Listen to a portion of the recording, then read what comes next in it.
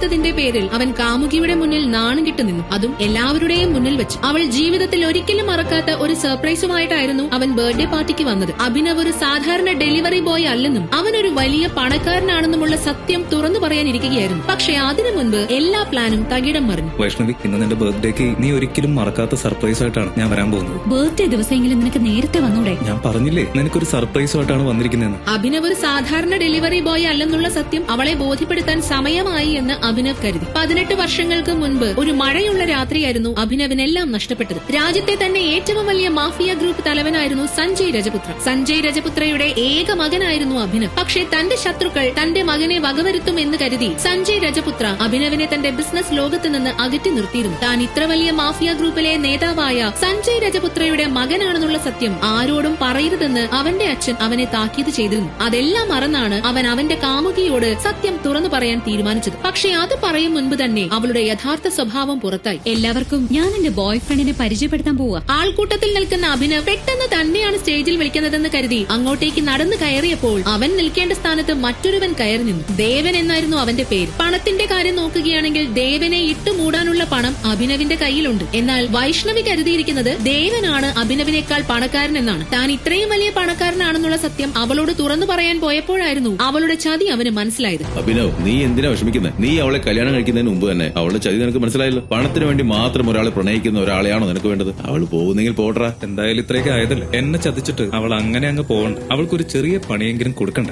എന്തിന്? വിട്ടുകളമോനെ. ഇത്രയും വർഷം ആത്മാർത്ഥമായി പ്രേമിച്ചതൽ ആ എന്നെ ഒരു നിമിഷം കൊണ്ട് ഉപേക്ഷിച്ചു പോകുന്നയാളെ അങ്ങനെ വെറുതെ വിട്ടിട്ട് പോകാൻ പറ്റും? ഇത് കേട്ടതും വിക്രം പൊട്ടിച്ചിരിച്ചു. അത് കണ്ട് അഭിനവ് അയാളെ അത്ഭുതത്തോടെ നോക്കി. അങ്കിൾ എന്തിനാ ചിരിക്കുന്നത്? Same old story. പണ്ട് നിന്റെ അച്ഛന്റെ പ്രേമകഥ കേട്ടുകൊണ്ടിരിക്കുകയായിരുന്നു എന്റെ ജോലി. ഇപ്പതാ മോഹന്റെ പ്രേമകഥയും കേട്ടുകൊണ്ടിരിക്കുന്നു. അപ്പനായാലും മോനായാലും നിരാശാകാമുകന്റെ ഭാവം ഒന്ന് തന്നെ. എന്തായാലും അച്ഛൻ പ്രണയിച്ച ആളെ തന്നെ കല്യാണം കഴിച്ചല്ലോ. എന്റെ അവസ്ഥ അങ്ങനെയല്ലല്ലോ. ഒന്ന് പോടാ. നിന്റെ അമ്മ അങ്ങേരുടെ 14ാമത്തെ പ്രേമമായിരുന്നു. 13ാമത്തെ പ്രേമത്തിന്റെ ബ്രേക്കപ്പ് പാർട്ടി ആഘോഷിച്ചുകൊണ്ടിരിക്കുമ്പോഴായിരുന്നു ഇതെല്ലാം സംഭവിച്ചത്. 13ാമത്തെ ബ്രേക്കപ്പിൽ നിന്റെ അച്ഛൻ മോങ്ങിക്കൊണ്ടിരുന്നപ്പോഴാണ് നിന്റെ അമ്മയെ അങ്ങേര് കാണുന്നത്. അതുകൊണ്ട് നീ ആ കഥയൊന്നും പറയണ്ട. തന്റെ അച്ഛൻ ഇത്രയും വലിയ പ്രേമരോഗിയായിരുന്നു എന്നുള്ളത് അഭിനവിന് ഒരു അത്ഭുതമായി തോന്നി. കാരണം തന്റെ മനസ്സിലെ ഹീറോ ആയിരുന്നു അഭിനവിന്റെ അച്ഛൻ. ടൈഗർ എന്ന വലിയ മാഫിയ ഗ്രൂപ്പിന്റെ നേതാവായിരുന്നു അഭിനവിന്റെ അച്ഛൻ സഞ്ജയ് രജപുത്ര. കാലം ഇത്ര കഴിഞ്ഞിട്ടും 18 വർഷങ്ങൾക്ക് മുൻപ് നടന്ന ആ ദുരന്തത്തെ പറ്റിയുള്ള ഓർമ്മകൾ അവനെ ഇന്നും വേട്ടയാടിക്കൊണ്ടിരിക്കുന്നു. അതിൽ നിന്ന് ഒരാശ്വാസമായിരുന്നു വൈഷ്ണവിയുമായിട്ടുള്ള അവന്റെ പ്രണയം. എന്നാൽ അവളാകട്ടെ ഇന്ന് അവനെ ചതിച്ചു. വൈഷ്ണവി, നീ എന്തിനാണ് ചതിച്ചത്? ഞാൻ നിന്നെ എന്തുമാത്രം സ്നേഹിച്ചു എന്ന് എനിക്കറിയൂ. അങ്ങനെ നിന്നെ തിരിച്ചു സ്നേഹിക്കാൻ മാത്രം എന്ത് യോഗ്യത നിനക്ക്? നിന്നെ പോലൊരു ബിലോ ആവറേജ് ഫിനാൻഷ്യൽ സ്റ്റാറ്റസ് ഉള്ള ഒരുത്തനെ വിവാഹം കഴിക്കാൻ എനിക്ക് ബുദ്ധിമുട്ടുണ്ട്. നീ ദേവനെ നോക്ക്. അവന്റെ കാലി കിടക്കുന്ന ഷൂസിന് പോലും നിന്റെ കൈ കിടക്കുന്ന അരപ്പവൻ മോതിരത്തെക്കാൾ വിലയുണ്ട്. മാത്രമല്ല അവന്റെ കയ്യിൽ വലിയ ഓർണമെന്റ്സ് കളക്ഷൻസ് ഉണ്ട്. അങ്ങനെ ഒരാളെ കല്യാണം കഴിച്ചാൽ എനിക്ക് സ്വർണത്തിന്റെ കാര്യത്തില് പുറത്തു പോകേണ്ട ആവശ്യമില്ല. വെറുതെ അല്ല, ഇങ്ങനെയുള്ള പെണ്ണുങ്ങളെ പണ്ടുള്ളവർ ഗോൾഡ് ഡിഗർ എന്ന് വിളിച്ചിരുന്നു. എന്നെ കല്യാണം കഴിക്കാൻ വരുന്ന ആൾക്ക് കുറച്ച് യോഗ്യത വേണമെന്ന് ഞാൻ നിശ്ചയിക്കുന്നത് എങ്ങനെ ഗോൾഡ് ഡിഗിംഗ് ആവും? എന്നെ കല്യാണം കഴിക്കാനുള്ള ക്ലാസ് ഒന്നും നിനക്കില്ല. അതുകൊണ്ട് തന്നെ വെറുതെ എന്റെ വഴിയിൽ വന്ന് പ്രശ്നം ഉണ്ടാക്കരുത്. വേണമെങ്കിൽ കുറച്ചുകാലം എന്നെ ഓർത്ത് വെള്ളം അടിച്ചു നടന്നു. അതാണ് എനിക്ക് വേണ്ടി ചെയ്യാൻ പറ്റുന്ന ഏക കാര്യം. ഓ സോറി, അങ്ങനെ കുടിച്ചു നടക്കണമെങ്കിൽ പോലും പ്രീമിയം ബ്രാൻഡ് വാങ്ങാനുള്ള ഗതി നിനക്കില്ലല്ലോ. നിന്നെ ഓർത്ത് എന്തായാലും ഞാൻ കുടിച്ചു നശിക്കാൻ പോകുന്നില്ല. പകരം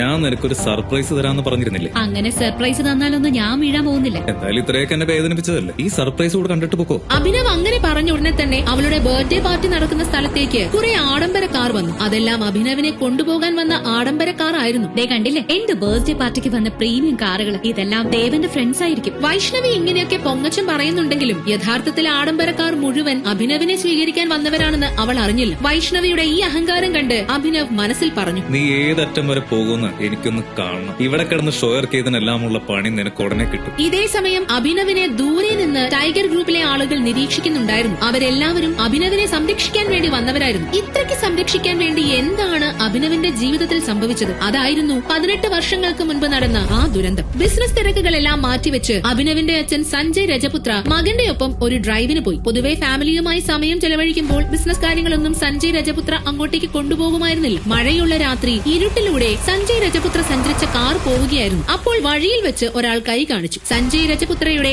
ഏറ്റവും വലിയ വിശ്വസ്തനായ നരേന്ദ്രനായിരുന്നു അത്. നരേന്ദ്രനെ അയാൾക്ക് ഭയങ്കര വിശ്വാസമായിരുന്നു. പക്ഷേ നരേന്ദ്രൻ ഒരു ചതിയനായിരുന്നു. സഞ്ജയ് രജപുത്രയുടെ മുഴുവൻ ബിസിനസ് സ്ഥാപനങ്ങളും ഒറ്റയ്ക്ക് സ്വന്തമാക്കാൻ വേണ്ടിയായിരുന്നു അയാൾ സഞ്ജയുടെ ഒപ്പം കൂടിയത്. തക്കം കിട്ടിയാൽ അയാളെ നശിപ്പിച്ച് എല്ലാ ബിസിനസ് സാമ്രാജ്യവും ഒറ്റയ്ക്ക് കൈയടക്കാനായിരുന്നു നരേന്ദ്രന്റെ തീരുമാനം. കാറിൽ നിന്നിറങ്ങിയ സഞ്ജയ് രജപുത്രയെ അവർ വെടിവെച്ച് വീഴ്ത്തി. അച്ഛൻ നഷ്ടപ്പെട്ട വിഷമത്തിൽ ഭയന്ന് വിറച്ച് ഇരുട്ടിലേക്ക് ഓടിയ ബാലൻ വർഷങ്ങൾക്ക് ശേഷം പ്രതികാരം ചെയ്യാൻ വരുമെന്ന് നരേന്ദ്രൻ കരുതിയില്ല. അഭിനവ്, നീ എന്തിനാ എന്തിനാ നിന്നെ പറ്റിച്ചിട്ട് പോയ പെണ്ണിനെ പറ്റി ഓർത്തുകൊണ്ടിരിക്കുന്നത്? അതിലും വലിയ കാര്യങ്ങൾ നിനക്ക് നിന്റെ ജീവിതത്തിൽ ചെയ്തു തീർക്കാനുണ്ട്. 18 വർഷങ്ങൾക്ക് മുമ്പ് നിന്റെ അച്ഛനെ തകർത്ത വ്യക്തിയോട് നിനക്ക് പ്രതികാരം ചെയ്യണം. എത്ര വർഷമായി ആ പ്രതികാരം അവധിക്ക് വെക്കാൻ തുടങ്ങിയിട്ട്? അപ്പോഴാണ് അഭിനവന് തന്റെ ജീവിതത്തിൽ ചെയ്തു തീർക്കാൻ ഒരുപാട് കാര്യങ്ങൾ ഉണ്ടെന്ന് ഓർത്തത്. 18 വർഷത്തെ പകയായിരുന്നു അവന്റെ മനസ്സിലുണ്ടായിരുന്നത്. ശരിയാ, എനിക്ക് ഈ ജീവിതത്തിൽ ചെയ്തു തീർക്കാൻ ഒരുപാട് കാര്യങ്ങളുണ്ട്. ചീറ്റിപ്പോയ ഒരു പ്രേമത്തെ പറ്റി ഓർത്ത് പാഴാക്കാനേ എനിക്ക് സമയമില്ല. അഭിനവ് അങ്ങനെ പറഞ്ഞ ഉടനെ തന്നെ അവിടെ വന്ന ആഡംബരക്കാർ അവനെ സ്വീകരിക്കാനായി എത്തി. ദേവൻ, ഈ പ്രീമിയം കാറൊക്കെ നിന്റെ ഫ്രണ്ട്സിന്റെ ആണോ? വൈഷ്ണവി, നീ എന്തിനാ അവന്റെ കാര്യം നോക്കുന്നു? ഇത് എന്നെ പിക്ക് ചെയ്യാൻ വന്ന വണ്ടി. നിന്നെ പിക്കാനോ? നീ ഇത് വല്ല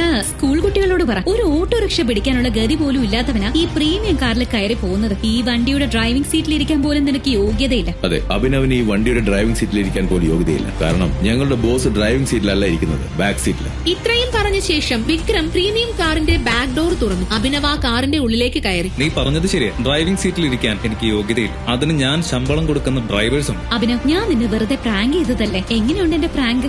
ഓ, പ്രാങ്ക് ആയിരുന്നു. എന്നാ ഞാൻ മറ്റൊരു പ്രാങ്ക് പറയട്ടെ. ഞാൻ നിന്നെ ഇത്രയും കാലം സ്നേഹിക്കുന്നത് പോലെ അഭിനയിച്ചതാണ് ഞാൻ നിന്നോട് ചെയ്ത പ്രാങ്ക്. എന്നേക്കാൾ വലിയ പണക്കാരനെ കിട്ടിയെന്ന് പറഞ്ഞ് നീ എന്നെ ഉപേക്ഷിച്ച് പോയതല്ലേ? പണത്തേക്കാൾ വലുതല്ലേ അഭിനവ് സ്നേഹം?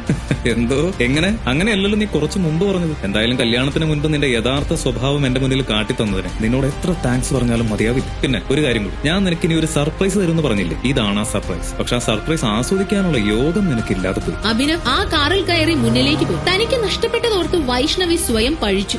ഇത് നേരത്താണോ എന്തോ അവനെ ചൊറിയാൻ എനിക്ക് തോന്നിയത്. എന്ത് വില കൊടുത്തു അവന്റെ സ്നേഹം ഞാൻ തിരിച്ചു പിടിക്കും. വൈഷ്ണവി അത് മനസ്സിൽ ഉറപ്പിച്ചു. അപ്പോഴാണ് അഭിനവ് തന്റെ അച്ഛന്റെ ബിസിനസ് സ്ഥാപനത്തിലേക്ക് കയറി ചെന്നത്. 18 വർഷങ്ങൾക്ക് മുൻപ് അവന്റെ അച്ഛൻ സഞ്ജയ് രജപുത്ര ഉപേക്ഷിച്ചു പോയ സിംഹാസനത്തിലാണ് അവൻ വന്നിരിക്കുന്നത്. അഭിനവ്, ഈ ഒരു ദിവസത്തിന് വേണ്ടിയാണ് ഈ ടൈഗർ ഗ്രൂപ്പ് മുഴുവൻ കാത്തിരുന്നത്. എന്താണ് അടുത്ത നീക്കം? അഭിനവ് ചുമരിൽ തൂക്കിയിരിക്കുന്ന സഞ്ജയ് രജപുത്രയുടെ ഫോട്ടോയുടെ മുന്നിൽ വന്ന് തൊഴുതു നിന്നു. അതിനുശേഷം അവൻ അവന്റെ അച്ഛൻ ഉൾപ്പെട്ട ഗ്രൂപ്പ് ഫോട്ടോയിലേക്ക് നോക്കി. ഗ്രൂപ്പ് ഫോട്ടോയിൽ നരേന്ദ്രന്റെ ഫോട്ടോയും ഉണ്ടായിരുന്നു. അഭിനവ്, നീ എന്താ നോക്കുന്നത്? എന്റെ അച്ഛനെ ഒറ്റിക്കൊടുത്ത ഒറ്റുകാരനെ. സഞ്ജയ് രജപുത്രയെ ചതിച്ചത് ആരാണെന്ന് അവർക്ക് അതുവരെ അറിയില്ലായിരുന്നു. അതിന്റെ ഏക ദൃക്സാക്ഷിയായിരുന്നു അഭിനവ്. ഇരുട്ടിലേക്ക് ഓടിപ്പോയ ബാലനെ പിന്നീട് വിക്രം ഉൾപ്പെടെ ടൈഗർ ഗ്രൂപ്പിലെ ആരും കണ്ടിട്ടില്ല. അതുകൊണ്ട് തന്നെ സഞ്ജയ് രജപുത്രയെ ചതിച്ചത് ആരാണെന്ന് അവർക്ക് അറിയില്ലായിരുന്നു. മനസ്സിലായില്ല. അച്ഛൻ വെടിയേറ്റ് വീണ് കിടക്കുന്നത് കണ്ട് ഇരുട്ടിലേക്ക് ഓടി മറഞ്ഞ ആളാണ് ഞാൻ. പിന്നീട് പല ഓർഫനേജുകളിലായിരുന്നു എന്റെ ജീവിതം. ഞാൻ ഒരിക്കലും ഈ ബിസിനസ് മേഖലയിലേക്ക് വരരുതെന്ന് എന്റെ അച്ഛൻ ആഗ്രഹിച്ചിരുന്നു. അച്ഛന്റെ ആ വാക്ക് പാലിക്കാൻ വേണ്ടിയായിരുന്നു ഞാൻ മറ്റൊരു ഐഡന്റിറ്റിയിൽ ഒരു സാധാരണക്കാരനെ പോലെ ജീവിച്ചത്. പക്ഷെ ഇനി അങ്ങനെ മിണ്ടാതിരിക്കാൻ പറ്റില്ല. പക്ഷേ വിക്രം ഉൾപ്പെടെ ടൈഗർ ഗ്രൂപ്പിലെ ആർക്കും അത് വിശ്വസിക്കാൻ പറ്റിയില്ല. കാരണം അത്രയേറെ വിശ്വസ്തനായിരുന്നു നരേന്ദ്രൻ. അഭിനവ്, നീ ഒന്നുകൂടെ ഓർത്തു നോക്ക്. നരേന്ദ്രൻ ഒരിക്കലും അങ്ങനെ ചെയ്യില്ല എന്നാണ് എന്റെ വിശ്വാസം. അന്ന് രാത്രി കണ്ട കാഴ്ച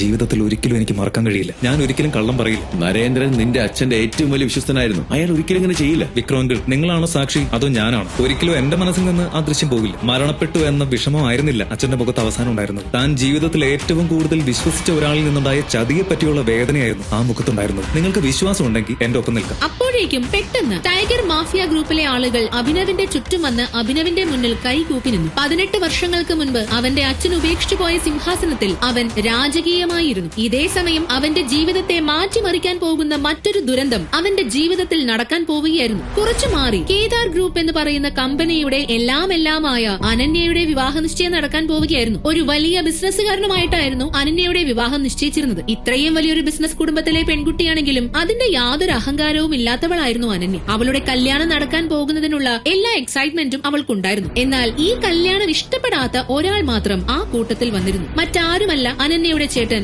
സൗരവായിരുന്നു. ഇത്രയും വലിയൊരു ബിസിനസ്സുകാരനുമായി സ്വന്തം സഹോദരിയുടെ കല്യാണം നടന്നു കഴിഞ്ഞാൽ പിന്നെ സൗരവിന് ആ കുടുംബത്തിലെ യാതൊരു വിലയും ഉണ്ടാവില്ലെന്ന് അയാൾ കണക്കുകൂട്ടി. അതുകൊണ്ട് ആ കല്യാണം എങ്ങനെയെങ്കിലും മുടക്കണമെന്ന് അയാൾ തീരുമാനിച്ചു. ഇതേ സമയം അഭിനവിന്റെ ടൈഗർ ഗ്രൂപ്പിൽ വലിയൊരു പാർട്ടി നടക്കുകയായിരുന്നു. പാർട്ടി നടന്ന ശേഷം അഭിനവ് ഒരു കായൽ തീരത്ത് വന്നു നിന്നു. നീ എന്താ ഇവിടെ വന്നത്? ഇന്നു മുതൽ എനിക്ക് ഈ നിമിഷങ്ങളെല്ലാം നഷ്ടപ്പെടാൻ പോകും. ഇത്രയും നാൾ ഞാൻ സാധാരണ ഒരു ഡെലിവറി ബോയ് മാത്രമായിരുന്നു. എന്നാൽ നാളെ മുതൽ എന്റെ ജീവിതത്തിലെ ഉത്തരവാദിത്തങ്ങൾ കൂടുകയാണ്. ഡെലിവറി ബോയ് ആയിരിക്കുമ്പോൾ രാവിലെ എഴുന്നേൽക്കണം, ഓഫീസിൽ പോകണം, തന്ന ലിസ്റ്റ് അനുസരിച്ച് ഡെലിവറി നടത്തണം. ഇതിന്റെ ഗ്യാപ്പിൽ കാമുകയെ ഫോൺ വിളിക്കണം. അതിനപ്പുറത്തേക്ക് ഒരു ചിന്തയും എന്റെ മനസ്സിലുണ്ടായിരുന്നില്ല. അതെല്ലാം ഇന്നൊരു രാത്രി കൊണ്ട് നഷ്ടപ്പെടാൻ പോകും. ഇത് മുഴുത്ത വട്ട്. അതേ വിക്രമങ്കിൾ, നല്ല ഒന്നാന്തരം വട്ട്. ഒരു സാധാരണക്കാരനായി ഈ തെരുവിൽ കറങ്ങി നടന്ന എന്റെ ജീവിതം ഇന്നു മുതൽ മാറാൻ പോകും. അവസാനത്തെ ദിവസം ഞാൻ ശരിക്കും ആസ്വദിച്ചോട്ടെ. പക്ഷെ നീ ഒറ്റയ്ക്ക് അങ്കിൾ പോ, ഞാൻ നാളെ വരാം. അഭിനവ് വിക്രമങ്കിളിനെ പറഞ്ഞുവിട്ട ശേഷം ആ കായൽ തീരത്ത് നിന്ന് തന്റെ കഴിഞ്ഞുപോയ ഓർമ്മകളെ പറ്റി ചിന്തിക്കുകയായിരുന്നു. അപ്പോഴേക്കും അനന്യയുടെ വിവാഹ നിശ്ചയത്തിന് വേണ്ടി ചില സാധനങ്ങൾ വാങ്ങാനായി സൗരവ് സ്ട്രീറ്റിലെത്തി. മദ്യപിച്ച് ബോധമില്ലാതെ കിടക്കുന്ന അഭിനവിനെ അവൻ കണ്ടു. അഭിനവിനെ സൗരവ് തന്റെ കാറിൽ കയറ്റി. വിക്രമങ്കിൾ പറഞ്ഞുവിട്ട തന്റെ അനുയായികളാണെന്ന് അഭിനവ് തെറ്റിദ്ധരിച്ചു. അപ്പോഴേക്കും അഭിനവ് കുടിച്ചു ബോധമില്ലാത്ത അവസ്ഥയിലായി കഴിഞ്ഞു. സൗരവ് അഭിനവിനെ അവന്റെ സഹോദരിയുടെ വിവാഹം നടക്കുന്ന സ്ഥലത്തേക്ക് കൊണ്ടുവന്നു. അതിനുശേഷം അനന്യ ഉറങ്ങുന്ന മുറിയിലേക്ക് ബെഡിലേക്ക് അവനെ കൊണ്ട് കിടത്തി. പിറ്റേ ദിവസം രാവിലെ ആയപ്പോൾ വിക്രം അഭിനവിനെ അന്വേഷിച്ചിറങ്ങി. അവനെ വിളിച്ചിട്ട് ഫോണിൽ കിട്ടുന്നില്ലല്ലോ. ഇനി അവൻ എന്തെങ്കിലും സംഭവിച്ചു? ഈ സമയം വിക്രമിന് നരേന്ദ്രന്റെ കോൾ വന്നു. പക്ഷെ വിക്രം ഫോൺ എടുത്തില്ല. നരേന്ദ്രൻ എന്തിനാ എന്നെ വിളിക്കുന്നത്? അവൻ ചതിച്ച കാര്യം നമ്മൾ അറിഞ്ഞെന്ന് സംശയമാണ്. അതോ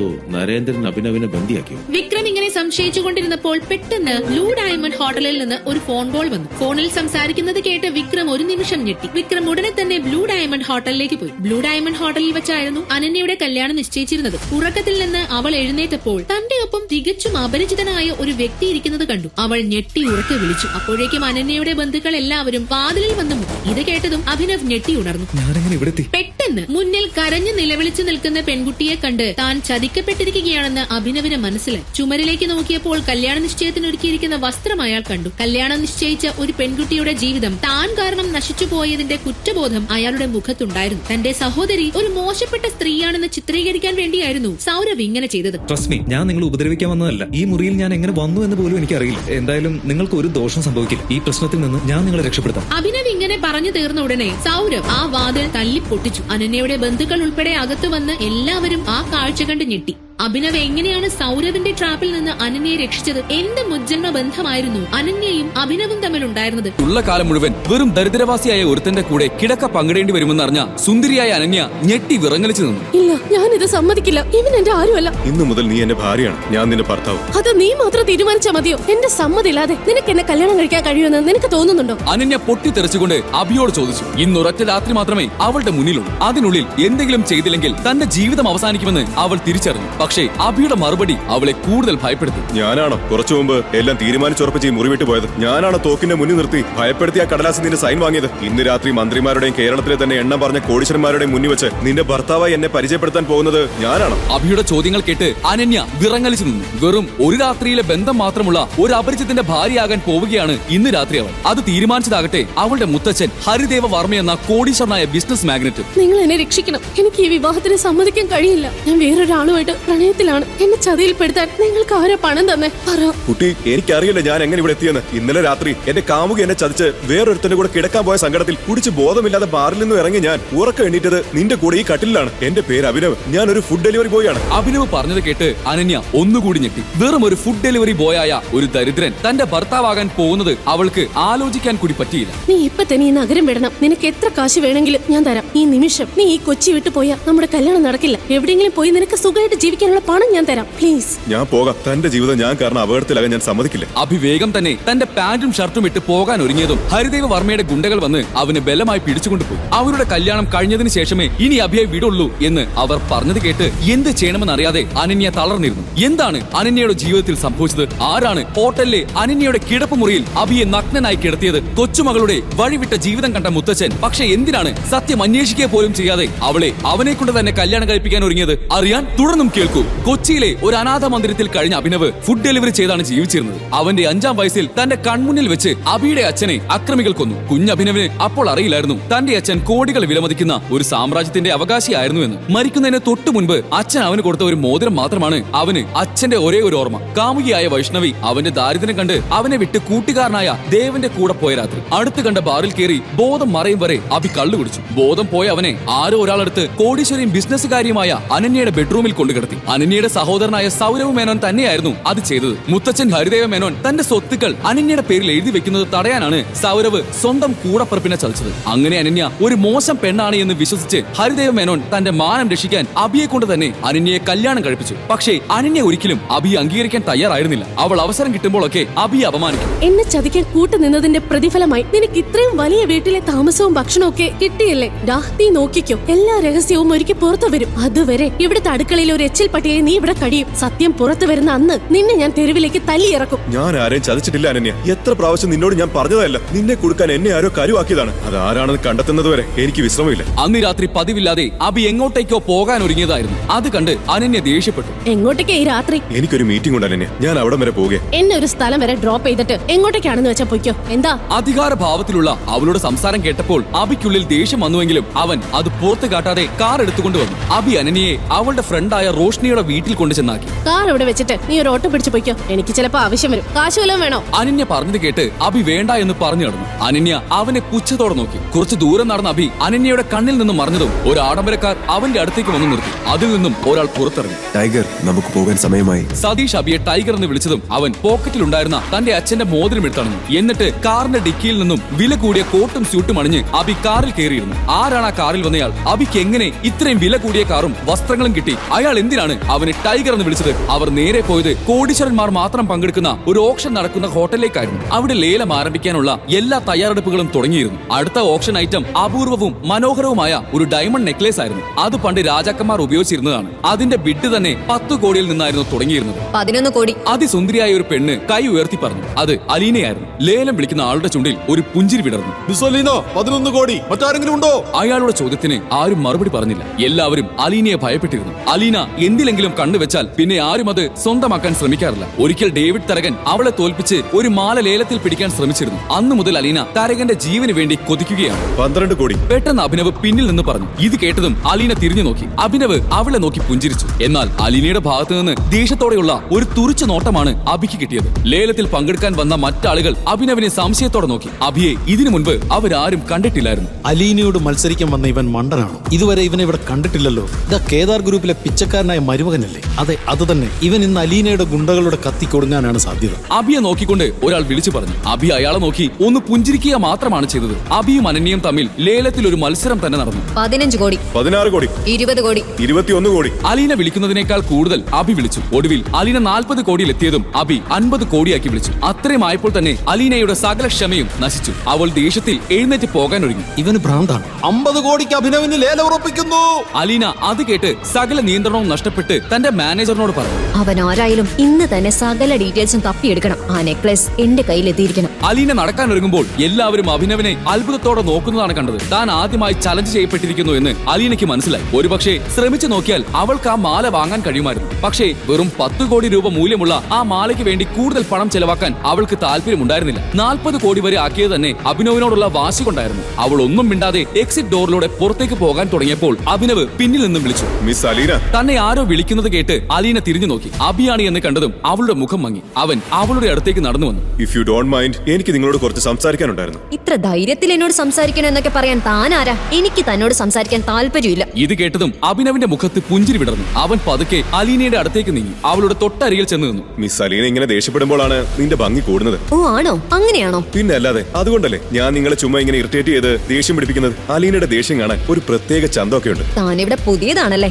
അതുകൊണ്ടായിരിക്കും ഇവിടത്തെ നിയമങ്ങളൊന്നും അറിയാതെ എങ്ങനെ സംസാരിക്കുന്നത്. നിനക്ക് ഈ അലീന ആരാണെന്ന് ശരിക്കും മനസ്സിലാക്കി തരാം. സുന്ദരിമാരെ കാണുമ്പോ എന്ത് നിയമം? പ്രത്യേകിച്ച് നിന്നെ പോലുള്ള അതിസുന്ദരിയായ ഒരാളെ. നിയമമൊക്കെ അതിന്റെ വഴിക്ക് കിടക്കും. പറയും പോലെ നമ്മൾ പരിചയപ്പെട്ടില്ലല്ലോ. എന്റെ പേര് അഭിനവ് രജപുത്ര എന്ന് പറഞ്ഞവൻ കൈ നീട്ടി. അലീന ഒരു നിമിഷം അവനെ നോക്കിക്കൊണ്ട് നിന്നു. പിന്നെ അവനെ മൈൻഡ് ചെയ്യാതെ എൻട്രൻസ് ഡോറിലൂടെ പുറത്തേക്ക് കടന്നു. എന്താ മാഡം, എന്തെങ്കിലും പ്രശ്നമുണ്ടോ? ആളുകൾ അടുത്തേക്ക് വന്ന് ചോദിച്ചു. ഇത് കേട്ടതും അഭി വന്ന ആളിനെ ഒന്ന് തറപ്പിച്ചു നോക്കി. അതിനുശേഷം അലീനയുടെ കയ്യിൽ പിടിച്ച് അവളെ തന്റെ നെഞ്ചിലേക്ക് വലിച്ചിട്ടു. അഭിയുടെ ഇത്തരത്തിലുള്ള ഒരു നീക്കം അലീന ഒട്ടും പ്രതീക്ഷിച്ചിട്ടുണ്ടായിരുന്നില്ല. വിടറാ, നീ ആരോടാ കളിക്കുന്നതെന്നോ നിനക്കിനി മനസ്സിലായിട്ടില്ല. എന്റെ ദേഹത്ത് കൈവച്ച ആ കൈ ഞാൻ വെട്ടാറാണ് പതിവ്. അവൾ അലറിക്കൊണ്ട് കുതറി മാറാൻ ശ്രമിച്ചു. മാഫിയക്ക് ഇങ്ങനെ പെൺപുലിക്ക് എന്നെ പെട്ടെന്ന് തിരിച്ചറിയാൻ കഴിയുമെന്ന് ഞാൻ വെറുതെ ചിന്തിച്ചു. എന്നാലും എന്നെ നന്ദു, ഞാൻ ഇങ്ങനെ നിന്റെ മുന്നിൽ വന്ന് നിന്നിട്ടും നിനക്ക് എന്നെ തിരിച്ചറിയാൻ കഴിഞ്ഞില്ലല്ലോ. It's me, your tiger. Abhi അവളുടെ ചെവിയിൽ പതിയെ പറഞ്ഞു. അത് കേട്ടതും അവളുടെ കണ്ണുകൾ മിഴിഞ്ഞ് പരിഭ്രമത്തോടെ അവൾ ഉമിനീരിറക്കി. അഭിനവ്, അഭി, നീയാണോ ടൈഗർ? അലീന അവന്റെ മുഖത്തേക്ക് നോക്കി അത്ഭുതത്തോടെ ചോദിച്ചു. അവളുടെ ഉള്ളിൽ പഴയ ഓർമ്മകൾ നിറഞ്ഞു. അലീനയുടെ യഥാർത്ഥ പേര് നന്ദിത എന്നാണെന്നും നന്ദു എന്നാണ്